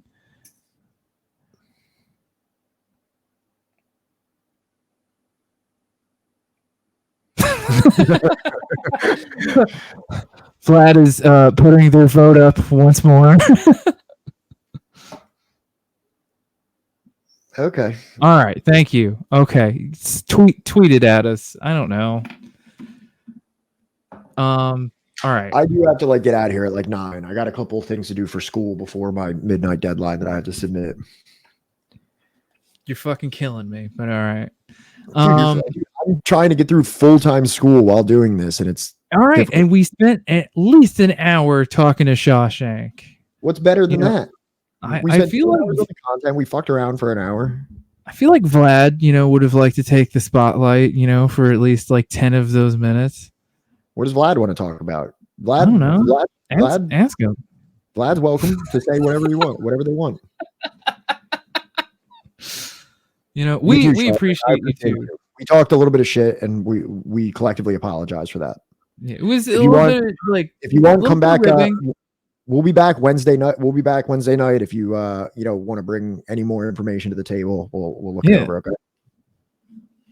All love, all respect. So, oh my God, what the fuck? We have been completely derailed, right? I was gonna bring up Jeffrey Sachs. Part of the book. The Too Long Didn't Read, the first part of the book, is the way that it starts out is that what is poverty? Why does poverty persist in the world? What is the root of poverty? How did historically we come to this divide? The book's called The Divide, so it's frequently going to reference this divide between poor nations and rich nations. Then also, is that divide a natural product, or is it a product of intentional man-made persistence, and is it maintained by man? And the answer is yes. The answer is yes. Is that this is not some kind of natural deficiency in the global South, that it is a dependency and a level of underdevelopment that is intentionally fostered by European, or should I just say Western countries. And then it talks about the mechanisms by which that is maintained. And also it talks about the way in which the international poverty line is not only useless, but it's often weaponized to obfuscate the fact that the world is getting poorer and more hungry, and that it's actually far more of the world is in debilitating and grinding poverty than is actually reflected in numbers that are going to be given to you by the World Bank or the IMF. Yeah, we are only covering the first 60 pages or so of this book. So when you come back on Wednesday, we're going to cover the second part. So we're going to get more in detail. Yeah. And also, you should bring all your friends. Yeah. And also you can always revisit the stream if you want to hear us uninterrupted going through a lot of the statistics of the book and things like that. So, way back when we like literally at the start of this stream, somebody brought up something about like China, and it's funny because I think at one point it was either like the global financial integrity or one of the other ones, like they try, or I think it was Millennium Development Campaign or whatever. All right, so like at one point the Millennium Development Campaign moved the baseline year back to 1990, right, instead of 2000, right, because they wanted to like have poverty by like 2015. So this allowed them to claim China's gains against poverty. Now remember, like, you know, China into like what the 1970s into the 1990s, right? Look, it's not the China under Xi, all right? And I'm not even like anti-dung or anything like that, right? You know, I would probably be considered a Dungist by like a lot of people, but like, you know, under Jiang Zemin, under like Hu Jintao, right? And like the guy before Jiang Zemin, I don't think it was Dung though. Like there was like a lot of, you know, Western fuckery that like they opened the country up to, right? In the special economic zones that were actually designed by Xi's dad.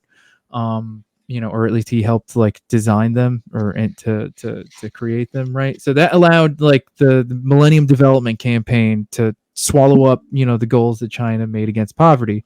What happens if we take China out of the equation? Well, we find that global poverty headcount increased during the 1980s and 1990s, right? While the World Bank was imposing structural adjustment across most of the global South. Right, and you can find that in Robert Wade's Economic Theory and the Role of Government in East Asian Industrialization from Princeton, fucking New Jersey, University Press, 1990. Right, so it's funny that like, you know, that without this country advancing, right, no matter how much you want to debate it, the point is that like they are, you know, a socialist country, and they are advancing like the socialist line, right? Even when they were inviting capital into their country, they were still alleviating poverty. Even if you disagree that they're socialists, and I'm open to, you know, I've read several different books that come at this from both sides, you know what I mean? So I'm you know, I'm open to differing interpretations on, you know, contemporary China. But even if you don't grant them the title of socialism, you have to acknowledge, at least for the purpose of this discussion about this book, that they are not a country that is towing a neoliberal line in how a structural adjustment program affects a lot of these other countries. And the interesting fact here is that the countries in the global South or the third world, or however you want to refer to it, that did have the imposition of structural adjustment IMF loans are in grinding poverty that is worsening by the decade or by the year. And the ones that did not, such as China, are not. Right. Well, I mean, like, look. Here's one thing that you can use, right? Vietnam had to take out a loan with the IMF, right? Almost immediately after the revolution. Fucked, right? That they won the war, but then, like, economically had to take it. Yeah, they were destroyed because of the war. Yeah, and they had to take it on the chin immediately after their dub, right? Lao, right? Did not. I think it also had a lot to do with Cambodia as well, because I think that we were actually financing a war, or the United States was actually financing a war in Cambodia to further drive Vietnam into a state of economic disarray. Just want to make sure that I'm right on this. Fund concluded the consideration article allow PDR to allow her to become a member of the IMF, right? 1961. Wow. Right. Which country took out? France was the first country to take a loan out from the IMF. Because as far as I'm aware, right, and I should probably read into this a little bit more, I don't think that Laos ever took a loan out from the IMF or the World Bank. But since you know, China has like had the economic ability to loan money to other countries, right? They have like the fastest growing economy in the world. Which to me is wild. Yeah. Because not only are they like the socialist country that nobody ever fucking talks about, but they also are like one of the most like quickly developing. Oh, this really funny meme. You know that meme where like the person gets progressively more galaxy brained? Yes. Like it goes through all of them, and the last Yes. one is like being socialist and having no one even know that you're socialist. And it's like Lao with like this like exploding galaxy brain.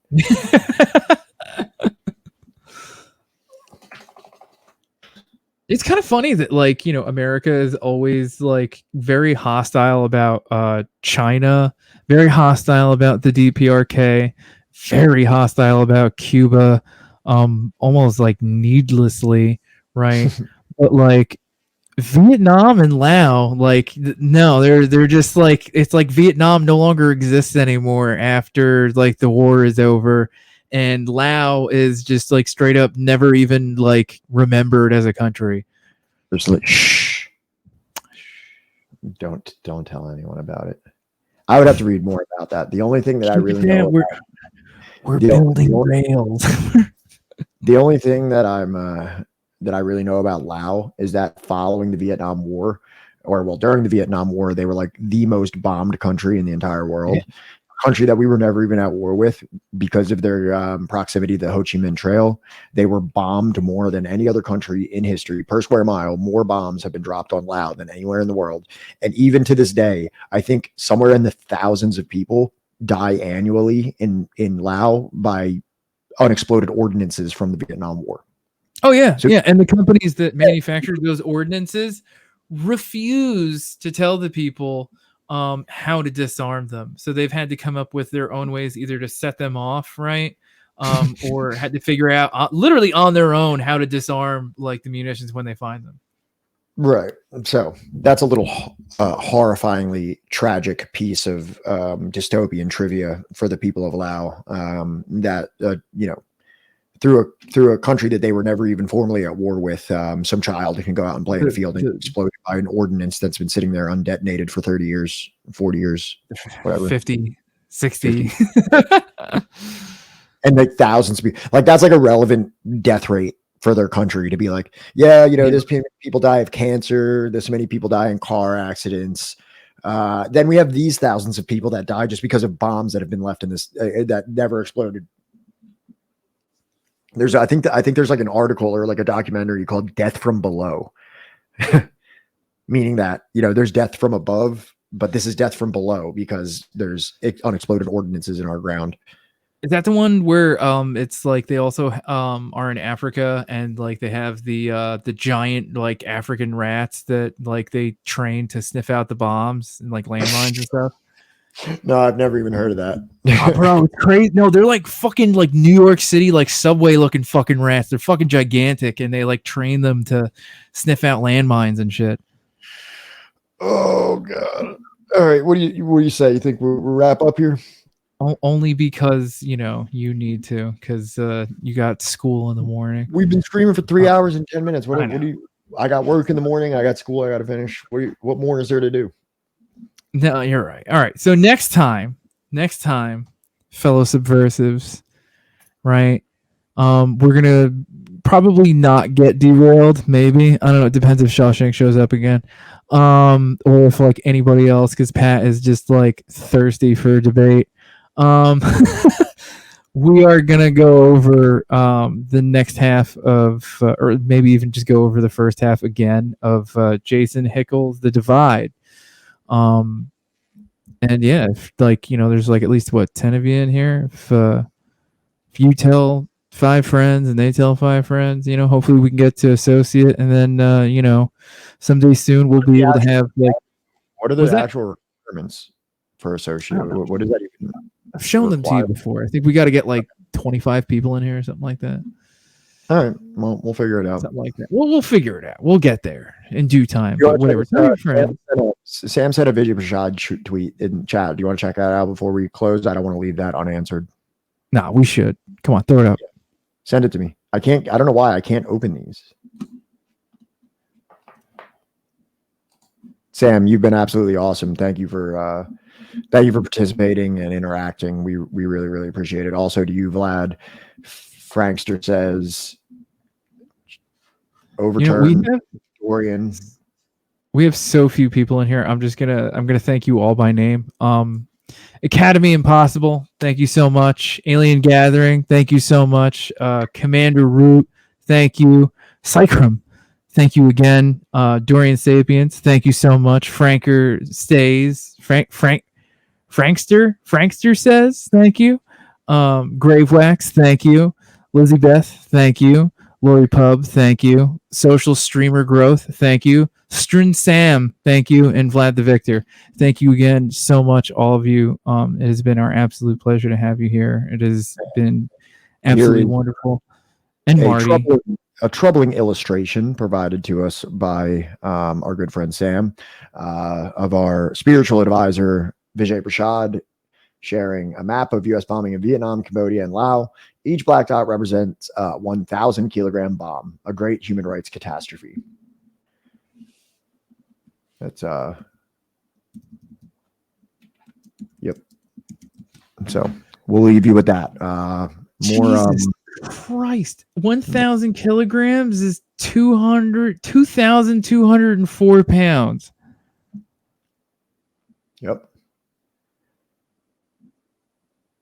There's a book called Kill Anything That Moves by a journalist about like certain practices in Vietnam, such as like the My Lai massacre. Really disturbing, but very interesting read if you're interested in that type of content. But sorry, I'm gonna get caught up again. I really got to go. I know. Eat. All right. I love. Good night, everybody. We'll see you on Wednesday night. Wednesday, 6 o'clock. Be there.